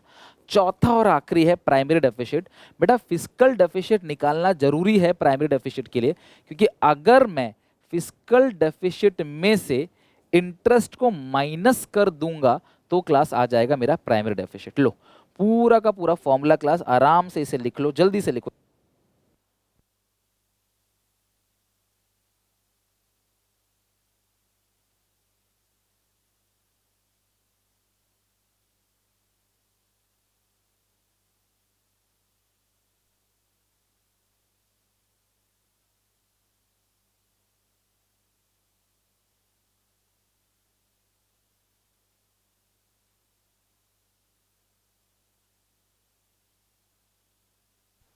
बेटा आपने ऑल डन। तो ये चार फॉर्मूले हैं डेफिसिट के। अब हम इन चारों फॉर्मूलों को यूज करके न्यूमेरिकल बनाने की कोशिश करते हैं। इसके जितने भी न्यूमेरिकल बन सकते हैं, क्योंकि न्यूमेरिकल भी पूछे जा सकते हैं, भले ही वो कम नंबर का पूछे बट पूछा जाएगा। मुझे एक एक नंबर प्यारा है, ठीक है। आपको रेवेन्यू डेफिसिट निकालना है। रेवेन्यू एक्सपेंडिचर ढूंढो, कहाँ है रेवेन्यू एक्सपेंडिचर, 100। रेवेन्यू रिसीट ढूंढो, कितना है क्लास, 80। आंसर आ गया 20। आपको क्या निकालना है क्लास, फिस्कल डेफिसिट। तो मैंने क्या कहा था फिस्कल डेफिसिट के लिए, रेवेन्यू डेफिसिट तो हो गया, फिस्कल डेफिसिट के लिए टोटल एक्सपेंडिचर, तो टोटल मतलब रेवेन्यू प्लस कैपिटल। तो आप देखो रेवेन्यू एक्सपेंडिचर कहीं ना कहीं दे रखा होगा, रेवेन्यू एक्सपेंडिचर कितना है 100 प्लस कैपिटल एक्सपेंडिचर 110, ठीक है। अब ये फॉर्मूला तो पता होगा ना आपको, revenue expenditure plus capital expenditure total expenditure, revenue receipt plus capital receipt total receipt, tax revenue plus non tax revenue total revenue receipts. तो ये होगा total receipts minus revenue expenditure कितना है class, sorry minus revenue receipt कितना है 80, minus capital receipt excluding borrowing 95 है। Check करो 35 आ रहा है क्या, 210 माइनस करके देखो, 210 माइनस 80 माइनस 95, 35, राइट। और क्या पूछा है, प्राइमरी। तो जो प्राइमरी है वो आप निकाल सकते हो कैसे, फिस्कल माइनस इंटरेस्ट पेमेंट। तो फिस्कल कितना क्लास आ गया 35 और इंटरेस्ट पेमेंट कितना दिया है क्लास 10, तो आंसर आ गया 25। तो इस तरीके से fiscal deficit, revenue deficit, primary deficit आप आराम से निकाल सकते हो। देख लो क्लास, अगर कोई दिक्कत परेशानी है तो कमेंट में बता देना, अपकमिंग वीडियोस में उसको डिस्कस कर लूंगा। हालांकि ये सिंपल है, हो जाएगा आपसे। यहाँ पे रेवेन्यू डेफिसिट पूछा है, R E minus R R, तो revenue expenditure 80 minus revenue receipt कितना है, चेक करो। रेवेन्यू नहीं दिया है तो टैक्स प्लस नॉन टैक्स, मतलब टैक्स प्लस नॉन टैक्स को ऐड कर देंगे तो रेवेन्यू आ जाएगा। तो 40 प्लस 30, 47 प्लस 34 कितना आएगा, रेवेन्यू रिसीट हो गया 47, सॉरी टैक्स रेवेन्यू 47 हो गया, 10 आएगा ना, 34 नहीं है बट 10 है, 10, ठीक है। तो टैक्स रेवेन्यू 47 है, नॉन टैक्स रेवेन्यू 10 है, मतलब 57 घटा दोगे 80 में से तो 23 आपका जो रेवेन्यू डेफिसिट आ गया, कितना क्लास आ गया 23। अगला है फिस्कल। तो जो फिस्कल डेफिसिट है वो तो बोरोइंग के बराबर ही है, तो बोरोइंग कितना दिया है 32। और जो प्राइमरी है वो फिस्कल में से इंटरेस्ट घटा दो, इंटरेस्ट कितना है 20, 12। बताओ इससे आसान क्या होगा, पहले क्वेश्चन 3-3 नंबर में आता था, लेकिन अब 1 नंबर का भी नहीं है। लेकिन आपको इतना बड़ा नहीं पूछेगा, एक चीज पूछ सकती है इनमें से कोई 2-3 चीज देके 1-2 चीज आपसे पूछ सकता है, मे भी केस बेस पे आ जाए, तो ये ध्यान रखना। ए बजटरी डेफिसिट 25, तो मैंने आपसे कहा था कि अगर आपको बजटरी डेफिसिट दिया है और आपको फिस्कल निकालना है तो बजटरी डेफिसिट में बोरोइंग्स एंड अदर लायबिलिटी को ऐड करोगे। इस सिचुएशन में अगर आपने सीधा 7000 को आंसर ले लिया तो गलत हो जाएगा बेटा, ध्यान रखना। If budgetary deficit is given, अगर बजट डेफिसिट दिया हुआ है तो बजट, अगर आप एक फॉर्मूला लगाओ, budgetary deficit plus borrowings and other liability. Budgetary को खोलो, रेवेन्यू मतलब total expenditure minus total receipt, फिर टोटल रिसीट को खोलोगे ना तो अल्टीमेटली कट के वो जो बजटरी डेफिसिट पूरा कट के ना वो बोरोइंग के फॉर्मूले के बराबर आ जाएगा, यानी फिजिकल डेफिसिट के फॉर्मूले के बराबर आ जाएगा। इसलिए क्लास ज़्यादा डिटेल में आपको जाना नहीं, एनालाइज करना नहीं है आपको, बस इतना ध्यान रखना, कल ही पेपर है, ज़्यादा गैप होता तो मैं आपको आराम से कराता, बट फिलहाल आप ध्यान रखना कि physical deficit is equal to borrowings and other liability plus आपका बजटरी डेफिसिट। ये कब लगेगा? पिछले क्वेश्चन में तो मैंने बोरोइंग को मान लिया था सर, आपने पिछले क्वेश्चन में देखो बोरोइंग दिया था, आपने इसको ही मान लिया फिजिकल, इसमें क्या दिक्कत है? बट अगर आपको बजटरी डेफिसिट दिया है तो आप बोरोइंग्स एंड अदर लायबिलिटी पूरा जो है उसको ऐड करोगे। Last question, find borrowing by the government is if interest is, ये लास्ट क्वेश्चन देखो, इंटरेस्ट जो है वो कितना है? 15,000, जो कि 25% है किसका? प्राइमरी डेफिसिट का, राइट? तो आपका प्राइमरी डेफिसिट कितना आ गया? 60,000, और तुम्हें फिजिकल निकालना है, तो प्राइमरी का फॉर्मूला क्या होता है? Physical deficit minus interest, interest 15 दे रखा है, तो क्लास फिजिकल डेफिसिट कितना आ जाएगा? 75,000, ठीक है? तो बस इक्वेशन को सॉल्व करना था, तो इस तरीके से जितने भी क्लास क्वेश्चन है इस तरीके से न्यूमेरिकल वाले वो सारे बना सकते हो। अब रेवेन्यू डेफिसिट के इम्प्लीकेशन क्या है? अगर रेवेन्यू डेफिसिट है कंट्री के अंदर, इसका मतलब सरकार को एक वार्निंग सिग्नल मिल जाती है, चेतावनी, या तो सरकार अपने खर्चे कम कर ले या तो सरकार अपनी कमाई बढ़ा ले। इंडिया गरीब देश है, सरकार खर्चे तो कम कर नहीं सकती, देश तो बन रहा है अभी ना, खर्चा तो होगा ही देश के बनने में, लॉ एंड ऑर्डर पे खर्चा होगा, क्राइम हो जाएगा, नहीं तो बाहर से अटैक कर लेते हैं क्लास, अलग अलग कंट्री जो है वो घेरने की कोशिश करते हैं जमीन, और साथ में ये भी समस्या होती है कि देश की सड़क बन रहा है, बिजली दिया जा रहा है, हर जगह सरकार खर्चा कर रही है, तो सरकार अपने खर्चे तो कम नहीं कर सकती, कमाई बढ़ा नहीं सकती। क्यों? क्योंकि गरीब लोग हैं, टैक्स कैसे चार्ज करेंगे, गरीब टैक्स कहाँ से देगा जब खुद ही कम कमा रहा है? तो इसीलिए सरकार जो है रेवेन्यू डेफिसिट से उभरने के लिए दो रास्ते हैं, ध्यान रखना। रेवेन्यू डेफिसिट जो है वो सरकार के खर्चे कम करने से नहीं होगा, ना ही सरकार की कमाई बढ़ाने से होगा। रेवेन्यू डेफिसिट से उभरना है तो सरकार के पास दो रास्ते हैं, पहला या तो लोन ले, बोरोइंग्स, दूसरा डिसइन्वेस्टमेंट करे। तो साफ साफ लिखा हुआ है high revenue deficit through class borrowings and disinvestment. अगर क्लास सरकार के पास रेवेन्यू डेफिसिट ज़्यादा है तो सरकार क्या कर सकती है? बोरोइंग्स कर सकती है या डिसइन्वेस्टमेंट कर सकती है। बोरोइंग से सरकार की लायबिलिटी बढ़ेगी और डिसइन्वेस्टमेंट से सरकार की एसेट कम हो जाएगी, राइट? तो ये ध्यान रखना कि रेवेन्यू डेफिसिट का मतलब सरकार के रोजमर्रा के खर्चे हैं, अगर ये ज्यादा है तो सरकार को एक वार्निंग सिग्नल देता है, या तो सरकार खर्चे कम करे या कमाई बढ़ा ले। इंडिया गरीब है, सरकार खर्चे कम कर नहीं सकती, कमाई बढ़ा नहीं सकती, लोग टैक्स कहां से देंगे? सरकार इस सिचुएशन से उभरने के लिए क्या करती है? बोरोइंग्स या डिसइन्वेस्टमेंट। बोरोइंग से लायबिलिटी बन जाती है सरकार की, जिससे डिसइन्वेस्टमेंट से सरकार की एसेट कम हो जाती है। भैया इंडियन रेलवे क्लास, ONGC और oil corporation, Bhilai steel plant, ये सब क्या है? BSNL है ना, ये सब सरकारी कंपनियां हैं, सरकार इनको बेचेगी तो क्या होगा? एसेट कम हो जाएगी ना सरकार की, हाँ पैसा भी आएगा। लेकिन अब फिजिकल डेफिसिट के इम्प्लीकेशन क्या है? जितना ज्यादा फिजिकल डेफिसिट होगा ना उतना ज्यादा सरकार का पैसा आएगा, सरकार खर्च करेगी और देश में महंगाई बढ़ेगी। यानी कि फिजिकल डेफिसिट से महंगाई बढ़ती है, सरकार ने पैसा लिया, क्या करेगी? खर्च करेगी। सरकार का खर्चा, पब्लिक की डिमांड, सरकार मेट्रो बनवा रही है, सरकार सड़क बना रही है, तो पब्लिक काम करेगी, उसमें पब्लिक को पैसा मिलेगा, फिर पब्लिक डिमांड करेंगे। तो इन्फ्लेशन जो है वो होता है उधार लेने से, और हम जिस देश से उधार ले रहे हैं हम उस पर डिपेंड होते चले जाते हैं कहीं ना कहीं। और हमारी जो अगली जनरेशन आएगी, यानी 5 साल बाद सरकार बदलती है, अगर मान लो कोई दूसरी सरकार आती है, तो उस सिचुएशन में उस सरकार के ऊपर पहला बोझ रहेगा कि भैया मुझे सबसे पहले पुराने जो लोन है उसका मुझे चुकता करना है। Increase in physical deficit implies increase in borrowing. अगर फिजिकल डेफिसिट क्लास बढ़ रहा है इसका मतलब बोरोइंग बढ़ रहा है, तो ये डेट ट्रैप है। सुनो, फिजिकल डेफिसिट ज़्यादा है इसका मतलब हमारी सरकार ने उधार बहुत ले रखा है, बोरोइंग ज़्यादा है। अच्छा, ज़्यादा उधार लोगे तो ज़्यादा ब्याज देना पड़ेगा, इंटरेस्ट ज़्यादा होगा, और अगर ब्याज ज़्यादा देना पड़ेगा तो रेवेन्यू एक्सपेंडिचर बढ़ जाएगा, क्योंकि रेवेन्यू एक्सपेंडिचर के अंदर आता है इंटरेस्ट पेमेंट। कौन सा आइटम कहाँ आता है? रेवेन्यू में, कैपिटल में। Revenue seat, capital seat, revenue expenditure, capital expenditure, पक्का पूछा जाएगा, पक्का। तो बी केयरफुल, मेरे नोट्स में लास्ट में क्वेश्चंस भी दिए हुए हैं इसके, पढ़ लेना क्लास, फ्री ऑफ कॉस्ट है सारा, जितना फायदा उठाना उठा लो, बस नंबर ला के दिखा दो बस, और कुछ नहीं। तो अगर क्लास यहाँ पे ध्यान रखना, फिजिकल डेफिसिट जितना ज़्यादा होगा सरकार का इंटरेस्ट एक्सपेंडिचर भी उतना ही ज़्यादा होगा, और जिसकी वजह से अगर इंटरेस्ट एक्सपेंडिचर ज़्यादा होगा तो यानी कि फिजिकल डेफिसिट अगर बढ़ेगा तो सरकार का इंटरेस्ट का पेमेंट बढ़ेगा, और इंटरेस्ट अगर बढ़ेगा तो रेवेन्यू डेफिसिट बढ़ेगा, क्योंकि रेवेन्यू डेफिसिट का फॉर्मूला क्या होता है? RE माइनस RR, और RE बढ़ेगा अगर इंटरेस्ट बढ़ेगा, तो इंटरेस्ट इज रेवेन्यू एक्सपेंडिचर, तो RE बढ़ेगा तो सरकार का रेवेन्यू डेफिसिट भी बढ़ेगा ही बढ़ेगा, राइट?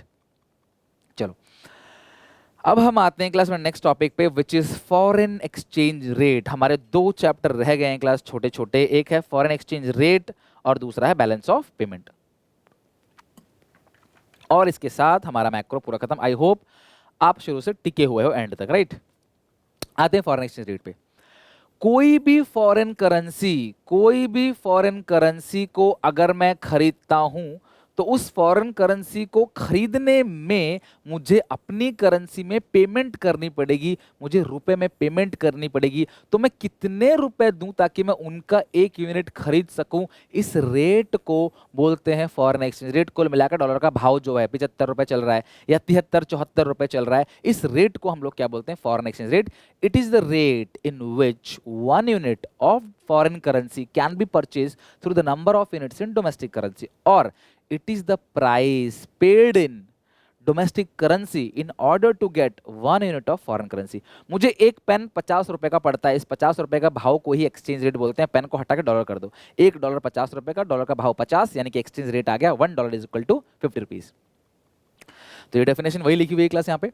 अब फॉरेन एक्सचेंज रेट 3 टाइप के होते हैं, ध्यान से सुनना, 3 टाइप के, और मैं लिख के दे रहा हूं क्लास, लिख लो इस बात को, ये आएगा पेपर में, लिख के ले लो, घुमा के पूछेगा आएगा, पर जो घुमा के पूछेगा वो मैं पहले ही तुम्हें बता दूंगा, तो टेंशन लेने की कोई जरूरत नहीं है, राइट।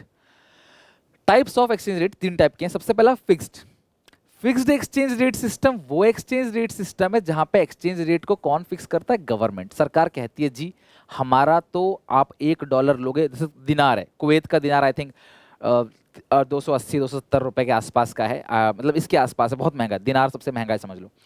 तो हमें 270-280 देना है अपनी कंट्री का, तब उनका एक आएगा। तो उन्होंने सेट कर दिया जी हमें अगर आपको दिनार चाहिए तो आपको 5 ग्राम गोल्ड देना पड़ेगा। हर कंट्री ने अपनी करेंसी की वैल्यू गोल्ड में सेट कर दिया कि भैया हमने आपको हमारी करेंसी चाहिए इतना गोल्ड देना पड़ेगा, आपको हमारी करेंसी चाहिए, इंडिया ने भी कह दिया जी 2 ग्राम गोल्ड तो हम भी ले लेंगे, 2 ग्राम गोल्ड आप हमें दे देना अगर हमारी करेंसी चाहिए तो। हर कंट्री ने अपनी करेंसी की वैल्यू गोल्ड में सेट कर दिया। तो इसे सेट किसने किया, सरकार ने। फिक्स किसने किया, सरकार ने। मर्जी किसकी चली, सरकार की। इसलिए इसे बोलते हैं फिक्स्ड एक्सचेंज रेट सिस्टम, और ये चेंज नहीं होता। लाइक फ्लेक्सिबल एक्सचेंज या फ्लोटिंग एक्सचेंज रेट सिस्टम क्या होता है, जो एक्सचेंज रेट चेंज होता रहता है, जो मार्केट के उतार चढ़ाव से चेंज होता है। $1 अभी मैं बोल रहा हूँ 73 का, आपको पता है मैं पहले पढ़ाता था, मुझे याद है, शुरू में पढ़ाता था, तो ये 45 रुपए का था। $1 45 रुपए का था, क्योंकि मैं 10 सालों से पढ़ा रहा हूँ, ये 11th बैच है जो पेपर दे रहा है मेरा, 10 साल से पढ़ा रहा हूँ, बहुत कम एज में स्टार्ट कर दिया था पढ़ाना। तो अब ये जो क्लास मतलब कि तब मैं पढ़ाता था कि 45 रुपए, लगभग 45 रुपए है $1 का जो रेट है 45 रुपए, और पेट्रोल का रेट भी उसी के आसपास था पहले। अभी पेट्रोल जो है वो निकल गया 100 के आसपास, डॉलर अभी 73-74 पे चल रहा है, ठीक है। तो $1 के लिए जो रेट है ये डॉलर की डिमांड सप्लाई पे डिपेंड करता है। फ्लेक्सिबल या फ्लोटिंग एक्सचेंज रेट है, डॉलर की डिमांड और डॉलर की सप्लाई पे डिपेंड करता है। डॉलर की डिमांड कितनी हो रही है और डॉलर की सप्लाई कितनी हो रही है, उस बात पर डिपेंड करेगा कि डॉलर का एक्सचेंज रेट क्या होगा। डॉलर का रेट अगर डॉलर की डिमांड ज्यादा करोगे, जिस चीज की ज्यादा डिमांड करोगे महंगा हो जाएगा, डॉलर महंगा हो जाएगा, एक्सचेंज रेट बढ़ जाएगा। तीसरा है manage floating, hybrid, mix, RBI, interventions, desired rate, influence, domestic currency heavily depreciating. ये चीज, ये वर्ड याद रखना क्लास, ठीक है। Domestic currency heavily depreciating.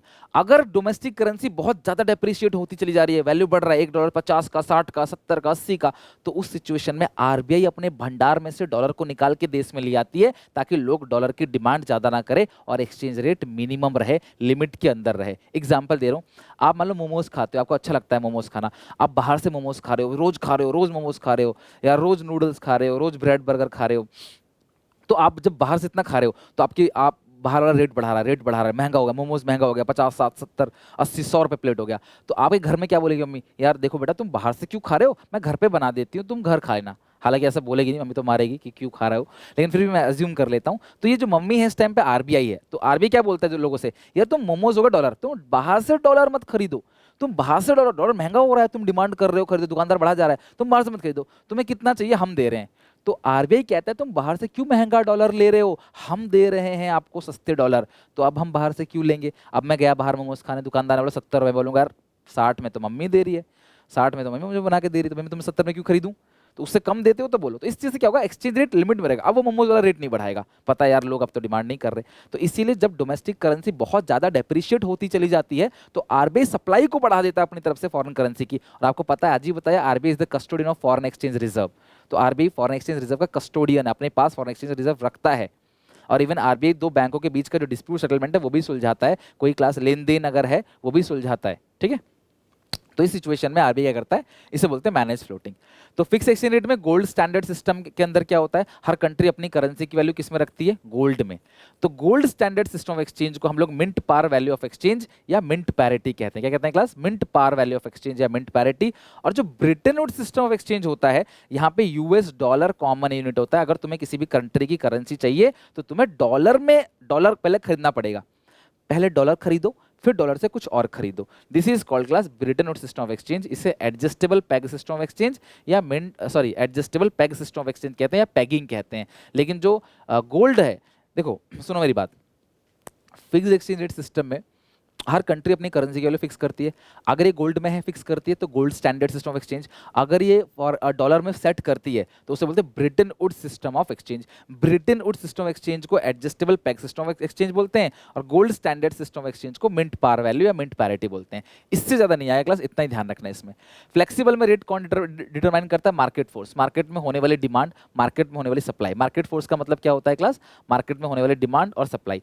जहां पे फॉरेन करेंसी की डिमांड और फॉरेन करेंसी की सप्लाई आपस में बराबर होगी उस रेट को इक्विलिब्रियम नॉमिनल या पार रेट ऑफ एक्सचेंज बोलते हैं। क्या बोलते हैं, equilibrium rate of exchange, nominal rate of exchange या par rate of exchange. Okay, come to manage floating. It is a system in which exchange rate is determined by the market force, यानी कि market ही rate को determine करेगा, market ही rate को determine करेगा of demand supply in the international money market.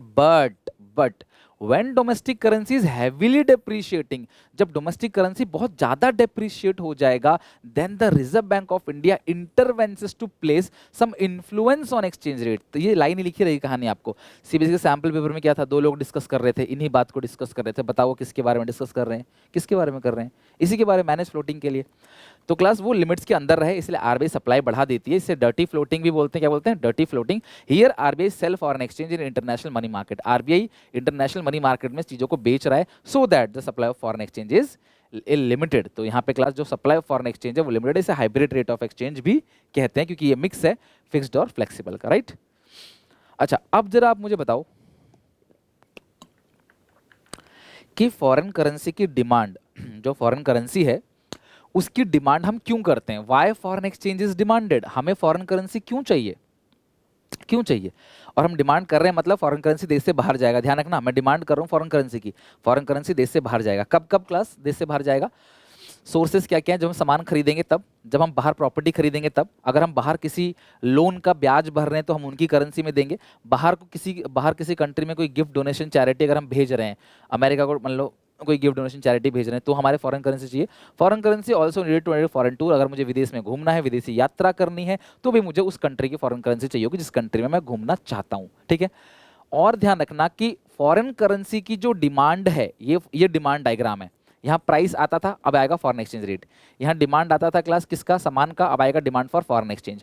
तो foreign exchange rate जितना बढ़ेगा फॉरेन करेंसी की डिमांड उतनी कम होगी, फॉरेन एक्सचेंज रेट जितना कम होगा फॉरेन करेंसी की डिमांड उतनी बढ़ेगी। यानी कि फॉरेन एक्सचेंज रेट में डिमांड फॉर फॉरेन एक्सचेंज में कैसा रिलेशनशिप है, इनवर्स रिलेशनशिप। फॉरेन एक्सचेंज बढ़ेगा डिमांड कम होगा, फॉरेन एक्सचेंज रेट कम होगा तो डिमांड ज्यादा होगा, राइट। अब फॉरेन करेंसी हमारे पास आएगी कैसे, फॉरेन करेंसी का सप्लाई कैसे कैसे होता है हमारे पास। फॉरेन करेंसी आने का सबसे पहला रास्ता है एक्सपोर्ट ऑफ द कंट्री।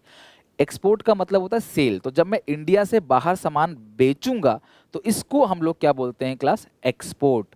तो अगर मैं इंडिया से बाहर सामान बेच रहा हूं तो मेरे पास फॉरेन करेंसी आएगा।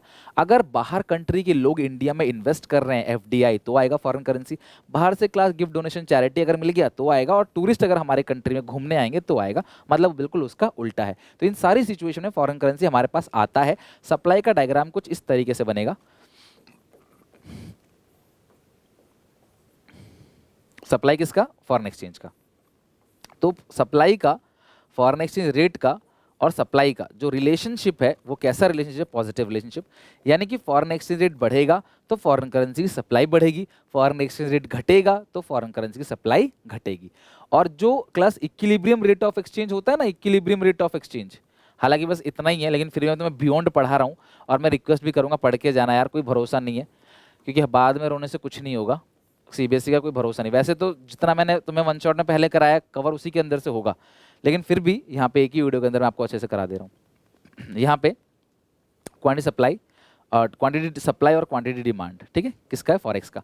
तो जहां पे डिमांड सप्लाई बराबर होगा इस रेट को बोलते हैं class equilibrium rate of exchange या पार रेट ऑफ एक्सचेंज।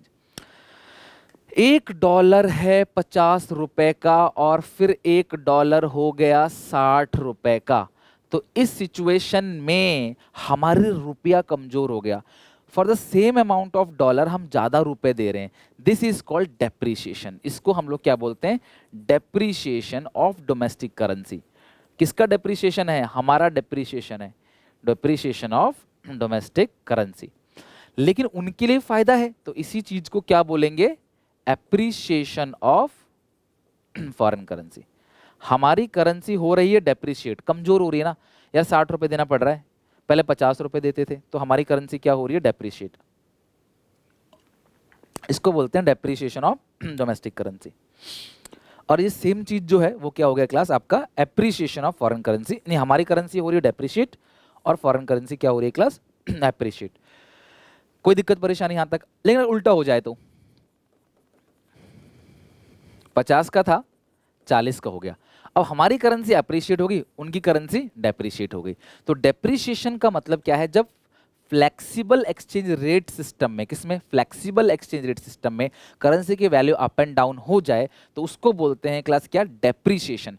लेकिन अगर यही up and down fix method में हो जाए, अगर फिक्स एक्सचेंज मेथड में सरकार अपनी करेंसी की वैल्यू को डी वैल्यू करती है, कम करती है, तो उसे बोलते हैं डीवैल्यूएशन, जो 1991 में हुआ था। यानी कि डीवैल्यूएशन कौन करता है, गवर्नमेंट। डेप्रिसिएशन कौन करता है, market force of demand and supply. पहले डीवैल्यूएशन होता था, आजकल डेप्रिसिएशन होता है। अब लास्ट चैप्टर पे आगे, बैलेंस ऑफ पेमेंट। थोड़ा सा सेशन लंबा हो गया, आई नो कि यार पूरा का पूरा सिलेबस वन शॉट में करा रहा हूँ, तो आपको 1.5 घंटा भी लग जाता है तो भी कोई दिक्कत नहीं है, ठीक है। चलो, और मैंने आपको थोड़ा बियॉन्ड द सिलेबस भी कराया, जो थोड़ी मोड़ी चीजें इधर उधर की थी मैंने वो भी करा दी आपको। बैलेंस ऑफ पेमेंट क्या है, बैलेंस ऑफ पेमेंट बेसिकली उसको पढ़ने से पहले पढ़ना पड़ेगा बैलेंस ऑफ ट्रेड क्या है। It is the difference between the value of goods exported, goods मतलब विजिबल आइटम, फिजिकल आइटम।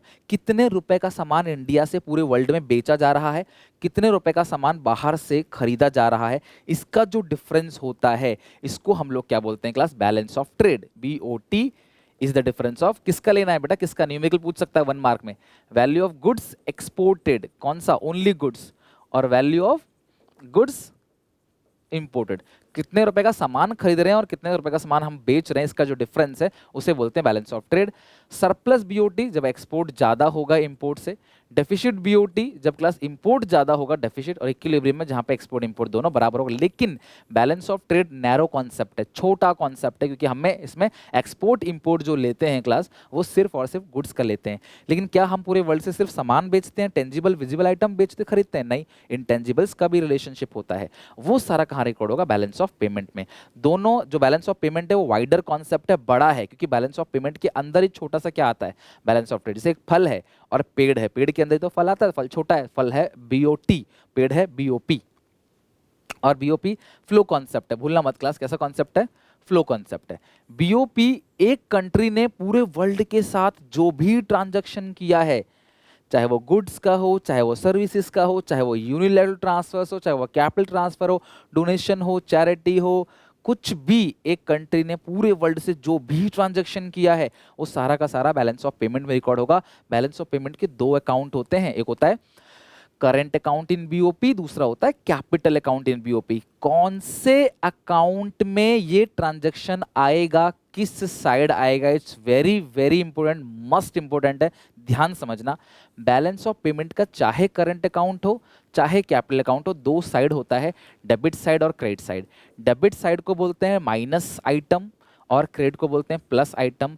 जब भी डॉलर आएगा वो जाएगा क्रेडिट साइड, जब भी डॉलर जाएगा वो आएगा डेबिट साइड। डॉलर ही नहीं, कोई भी पाउंड हो क्लास, यूरो हो क्लास, या फिर पीसो, कोई भी करेंसी हो, ये येन हो, युआन हो, तो कोई भी फॉरेन करेंसी अगर देश में आ गया तो प्लस या क्रेडिट साइड जाएगा, कोई भी चला गया तो माइनस या डेबिट साइड जाएगा। आई होप आप प्लस माइनस में कंफ्यूजन नहीं क्रिएट करोगे। कभी भी डॉलर आएगा तो प्लस आइटम, डॉलर जाएगा तो माइनस आइटम, राइट। आगे, अच्छा सर अब कौन से अकाउंट में आएगा, प्लस माइनस तो दिखा दिया आपने। करंट अकाउंट में क्या क्या आता है, करंट अकाउंट में 3 चीजें आती हैं, क्या, गुड्स। गुड्स मतलब कोई भी टेंजिबल आइटम, मशीन बेच रहे हैं, राइस बेच रहे हैं क्लास, या फिर क्रूड ऑयल खरीद रहे हैं, क्रूड ऑयल बेच रहे हैं, वो सब। तो गुड्स अगर हम एक्सपोर्ट करते हैं तो प्लस आइटम, क्योंकि एक्सपोर्ट करेंगे बेचेंगे तो पैसा आएगा, और अगर गुड्स इंपोर्ट करते हैं तो माइनस आइटम है, यानी कि डेबिट आइटम है, तो पैसा जाएगा। प्लस का मतलब क्रेडिट और माइनस का मतलब डेबिट। इंपोर्ट मतलब खरीद रहे हैं तो पैसा देना पड़ेगा ना। सर्विसेज, या कोई इंसान काम कर रहा है तो उसको बोलते हैं फैक्टर सर्विसेज, कोई मशीन काम कर रही है तो उसको बोलते हैं नॉन फैक्टर सर्विसेज। मैं ड्राइवर हूँ, किसी किसी की गाड़ी चलाता हूँ, अपनी मेहनत बेच रहा हूँ, गाड़ी चला रहा हूँ, this is called factor services. लेकिन मेरी खुद की गाड़ी है जो कोई और चलाता है और मुझे गाड़ी कमा के देती है, मेरी गाड़ी से मैं कमाता हूँ, ओला ओला में लगा रखा है मैंने या ऊबर में लगा रखा है, वहाँ से जो मुझे पैसा मिल रहा है वो नॉन फैक्टर सर्विसेज है। तो जो सर्विसेज है, अगर हम सर्विसेज दे रहे हैं, प्रोवाइड कर रहे हैं, हम किसी को दे रहे हैं सर्विस, तो पैसा आएगा हमारे पास। और हम सर्विस ले रहे हैं क्लास, तो ये माइनस यानी पैसा जाएगा, राइट। इसके अलावा यूनिलैटरल ट्रांसफर्स, यही पूछेगा आपसे कि बाहर से आपके रिश्तेदारों ने आपको पैसा भेजा तो करेंट अकाउंट में आएगा, पैसा आ गया तो प्लस, हमने उनको भेजा तो करेंट अकाउंट में आएगा, पैसा चला गया तो माइनस। यूनिलैटरल ट्रांसफर्स यानी कि वन साइडेड पेमेंट, ठीक है, तो रिसीव हुआ है तो प्लस यानी कि क्रेडिट, और आपने अगर दिया है किसी को तो माइनस यानी कि डेबिट। रेजिडेंट मतलब देश के लोग, नॉन रेजिडेंट मतलब जो बाहर रहते हैं, जो इंडिया में नहीं रहते। तो नॉन रेजिडेंट ने हमें दिया, पैसा आ गया प्लस करंट अकाउंट में, क्योंकि ये गिफ्ट ही तो है, उन्होंने हमें गिफ्ट दिया है। आप रिश्तेदारों को पैसा भेज रहे हो तो ये गिफ्ट ही तो है, आप थोड़ी उनसे बदले में कुछ लोगे। तो यूनिलैटरल मतलब gift, donation, charity, one sided payment, जिसके बदले आपको कुछ मिलेगा नहीं। I hope class current account का ये आपको बहुत अच्छे समझ आ गया होगा, आप क्लासीफाई कर लोगे। आज हम वन शॉट करेंगे, फिर इसके एमसीक्यू वगैरह के लिए भी वीडियो डालूंगा मैं। और आप अब क्या कर सकते हो, मेरे प्लेलिस्ट के अंदर जितने भी एमसीक्यूज हैं जाके बना लो, इंडियन के और सॉरी मैक्रो के। कैपिटल अकाउंट के अंदर क्या क्या आता है ध्यान समझना। कैपिटल अकाउंट ऑफ बीओपी का मतलब क्या है क्लास, एक कंट्री ने रेस्ट ऑफ द वर्ल्ड से जो भी ट्रांजैक्शन की है जिससे उनकी असेट और लाइबिलिटी में कोई चेंज आ जाए, किसमें, असेट और लाइबिलिटी में कोई चेंज आ जाए, तो उसको हम रिकॉर्ड करते हैं कैपिटल अकाउंट के अंदर। जहां पे असेट लाइबिलिटी में चेंज हो जाए, ये कुछ अकाउंट्स जैसा ही है। इसके अंदर सबसे पहली चीज है फॉरेन इन्वेस्टमेंट्स। अगर बाहर कंट्री से इन्वेस्टमेंट आया तो प्लस या क्रेडिट आइटम बोलते हैं उसको। जब फॉरेनर ने इंडिया में इन्वेस्ट किया, गूगल ने इंडिया में इन्वेस्ट किया, माइक्रोसॉफ्ट ने इंडिया में इन्वेस्ट किया, वॉल्टन ने इंडिया में इन्वेस्ट किया, ठीक है, ब्रांसन ने इंडिया में इन्वेस्ट किया, तो बाहर से कोई भी इन्वेस्टमेंट आ रहा है तो प्लस आइटम। और investment by Indians in abroad, Indians या रेजिडेंट्स, लाइन लिखी रहेगी, रेजिडेंट्स इन अब्रॉड, तो वो क्लास क्या होगा आपका, माइनस या डेबिट आइटम। तो बाहर से इन्वेस्टमेंट आ रहा है प्लस आइटम, इंडिया से इन्वेस्टमेंट जा रहा है तो माइनस आइटम या डेबिट आइटम, ठीक है। अब इन्वेस्टमेंट दो टाइप का होता है, पहला होता है फॉरेन डायरेक्ट इन्वेस्टमेंट, दूसरा होता है पोर्टफोलियो। ऐसी इन्वेस्टमेंट जो शेयर्स में की जा रही है, जिसपे हमारा कंट्रोल नहीं है, उसे बोलते हैं पोर्टफोलियो इन्वेस्टमेंट, या फॉरेन इंस्टीट्यूशनल इन्वेस्टमेंट भी कहते हैं। क्या होता है, फॉरेन इंस्टीट्यूशनल इन्वेस्टमेंट। और एफडीआई जो है क्लास, फॉरेन डायरेक्ट इन्वेस्टमेंट, जब बाहर से कोई हमारे इंडिया में या हम लोग बाहर इन्वेस्ट कर रहे हैं और उस असेट पे हमारा कंट्रोल है। टाटा ने जैगवार कंपनी को खरीदा, टाटा ने लैंड रोवर कंपनी को खरीदा, उस पर टाटा का कंट्रोल है, तो ये फॉरेन डायरेक्ट इन्वेस्टमेंट हो गया। लेकिन टाटा ने उबर कंपनी के शेयर खरीदे, तो ये पोर्टफोलियो है, शेयर्स पे टाटा का कंट्रोल नहीं है। दूसरा बोरोइंग्स, अगर हम लोग उधार ले लेते हैं फ्रॉम अदर कंट्री, ठीक है, from rest of the world, तो पैसा आ गया plus item. Borrowing to abroad, अगर हम किसी को लोन दे रहे हैं या रीपेड कर रहे हैं क्लास, तो वो माइनस आइटम या डेबिट आइटम। कुल मिला के उधार में भी तुम्हें उधार नहीं देखना है, प्लस माइनस देखना है, पैसा आ रहा है जा रहा है, पैसा आ रहा है प्लस, पैसा जा रहा है माइनस। तो इन्वेस्टमेंट्स और बोरोइंग यानी लोन, तो ये कौन से अकाउंट का है क्लास, कैपिटल अकाउंट का। अच्छा मुझे सुनो, ध्यान सुनो, अगर मैं बाहर से मशीन खरीद रहा हूँ तो क्या ये कैपिटल में आएगा, ना ना, क्योंकि ये गुड्स के अंदर आ जाएगा। आप बोलोगे सर अकाउंट्स में तो पढ़ा था मशीन, बड़ा थोड़ा सा अलग है, अकाउंट नहीं इको चल रहा है, ठीक है। तो सर मशीन नहीं आएगा तो क्या आएगा फिर, अगर मैं बाहर से गाड़ी खरीद के ला रहा हूँ, टाटा बाहर से जैगवार की एक गाड़ी खरीद के ला रहा है, तो ये चीज़ क्या होगी क्लास, ये चीज़ रेवेन्यू होगी। लेकिन टाटा ने पूरी जैगवार कंपनी को खरीद ली, कंपनी के मालिक बदल गया, गाड़ियाँ उठ के नहीं आ रही, गाड़ियाँ वहीं हैं, बिल्डिंग वहीं है, बिल्डिंग वहीं है, गाड़ी वहीं है, उठ के कुछ नहीं आ रहा, तो वो कैपिटल होगा जहाँ पे इन्वेस्टमेंट किया आपने। एक मशीन ला रहे हो, एक हैंडसेट लेके आ रहे हो, फोन लेके आ रहे हो, तो ये कैपिटल नहीं होगा, ये रेवेन्यू ही होगा। मशीन जो लेके आ रहे हो ये भी रेवेन्यू होगा, रेवेन्यू होगा। और मशीन ला रहे हो तो परचेज कर रहे हो, पैसा दिया होगा, माइनस आइटम होगा, और रेवेन्यू होगा, रेवेन्यू इन द सेंस की कैप उसमें आएगा, मतलब कि करंट अकाउंट के अंदर आएगा, ठीक है, रेवेन्यू मतलब करंट अकाउंट के अंदर आएगा। लेकिन आपने पूरी कंपनी खरीद ली तो कंपनी उठ के तो इंडिया में नहीं आ रही ना, कंपनी वहीं पे ही है, बस ओनर चेंज हो गया, कागज बदल गए, कागज में नाम चेंज हो गया, तो वो चीज़ कैपिटल के अंदर आएगी। इसके अलावा एक बहुत इंपॉर्टेंट है क्लास, यहाँ ध्यान समझना, तीसरी चीज ऑफिशियल रिजर्व बोलते हैं इसको, क्या बोलते हैं, ऑफिशियल रिजर्व या foreign exchange reserve. I hope आप लिख रहे हो, कॉपी किताब लेके बैठे हो आराम से, और बैठे हो लेटे नहीं हो, ठीक है। अब देखो ऑफिशियल रिजर्व और फॉरेन एक्सचेंज रिजर्व क्या होता है, addition to foreign exchange reserve, addition to foreign exchange reserve. Foreign exchange reserve में अगर कोई एडिशन हुआ है, मान लो देश के पास ज्यादा सरप्लस आ गया, ज्यादा एक्सपोर्ट किया, पैसा आ गया, तो उस पैसे को ये आरबीआई के भंडार में डाल देते हैं। तो अगर कोई भी क्लास एडिशन हुआ फॉरेन एक्सचेंज रिजर्व में, तो ये माइनस आइटम या डेबिट आइटम है। ये गुल्लक जैसा है, गुल्लक में पैसा डाल दिया तो पैसा चला गया, हम सोच रहे हैं कि यार पैसा चला गया, हमने आरबीआई के भंडार में ऐड कर दिया। तो addition to foreign exchange reserve minus item है। लेकिन अभी समस्या है, तो हम आरबीआई से बोल रहे हैं भाई हमें करेंसी दे दो। Withdrawn from foreign exchange reserve, withdrawn from foreign exchange reserve या ऑफिशियल रिजर्व बोल सकते हैं, ठीक है, फॉरेन एक्सचेंज रिजर्व या ऑफिशियल रिजर्व। तो ये प्लस आइटम है, कंट्री के अंदर पैसा आएगा तो बैंक से निकालेंगे। ये डेबिट आइटम है, डेबिट, और ये क्रेडिट आइटम है। ये डेबिट लिखा है, डेबिट आइटम लिखा है, ठीक है, और ये लिखा है क्रेडिट आइटम। तो कंट्री आरबीआई में अगर हम भंडार में कुछ ऐड कर रहे हैं, आरबीआई की currency, foreign currency exchange reserve में कुछ ऐड कर रहे हैं, तो मतलब देश से पैसा जा रहा है आरबीआई के पास। आरबीआई देश के अंदर है, बट फिर भी मानेंगे देश से पैसा जा रहा है, बाहर चला गया, माइनस आइटम। और आरबीआई ने निकाल के देश के अंदर दे दिया, जो मैनेज फ्लोटिंग में देता है, तो उसे बोलेंगे प्लस आइटम, प्लस आइटम या क्रेडिट आइटम, राइट। तो ये तीन चीजें आती हैं क्लास। सरप्लस बीओपी मतलब जहां पे एक्सपोर्ट ज्यादा है, टोटल करेंसी का इनफ्लो जो हो रहा है, इनफ्लो हो रहा है वो ज्यादा है, और इसमें करेंसी का आउटफ्लो जो है वो ज्यादा है। इसमें इनफ्लो आउटफ्लो दोनों बराबर है, इसको बोलते हैं इक्विलिब्रियम बीओपी। तो बीओपी को हमेशा हमें इक्विलिब्रियम ही रखना है। अगर बीओपी इक्विलिब्रियम नहीं होता तो हमें बैलेंसिंग फिगर जो डालना है उसको बोलते हैं एकोमोडेटिंग ट्रांजैक्शन। बीओपी हमेशा मैच करना चाहिए। अगर बीओपी मैच नहीं कर रहा है, जैसे रीवैल्यूएशन का अकाउंट बनाते हो, दोनों तरफ मैच नहीं करता, तो बैलेंसिंग फिगर गेन और लॉस डाल के फिर मैच करते हो। उसी तरीके से क्लास, अगर बैलेंस ऑफ पेमेंट में मैच नहीं कर रहा है, तो हमें मैच करने के लिए कौन से ट्रांजैक्शन का यूज करना पड़ता है? एकोमोडेटिंग ट्रांजैक्शन, जो कैपिटल अकाउंट का नेचर होता है, जिसे बिलो द लाइन आइटम भी बोलते हैं, ठीक है। वैसे तो बहुत कम चांस है पूछे जाने का, बट मैंने डिस्कस कर लिया है कि, और एक चीज और, जो बैलेंस ऑफ पेमेंट है ना, वो ये दिखाता है कि हम बाहर से कितनी करेंसी आ रही है इंडिया में, या बाहर से कितनी करेंसी जा रही है, ठीक है। फॉरेन करेंसी का टोटल, फॉरेन करेंसी का कितना इनफ्लो हो रहा है या कितना आउटफ्लो हो रहा है, उस चीज को हम दिखाते हैं बैलेंस ऑफ पेमेंट के अंदर।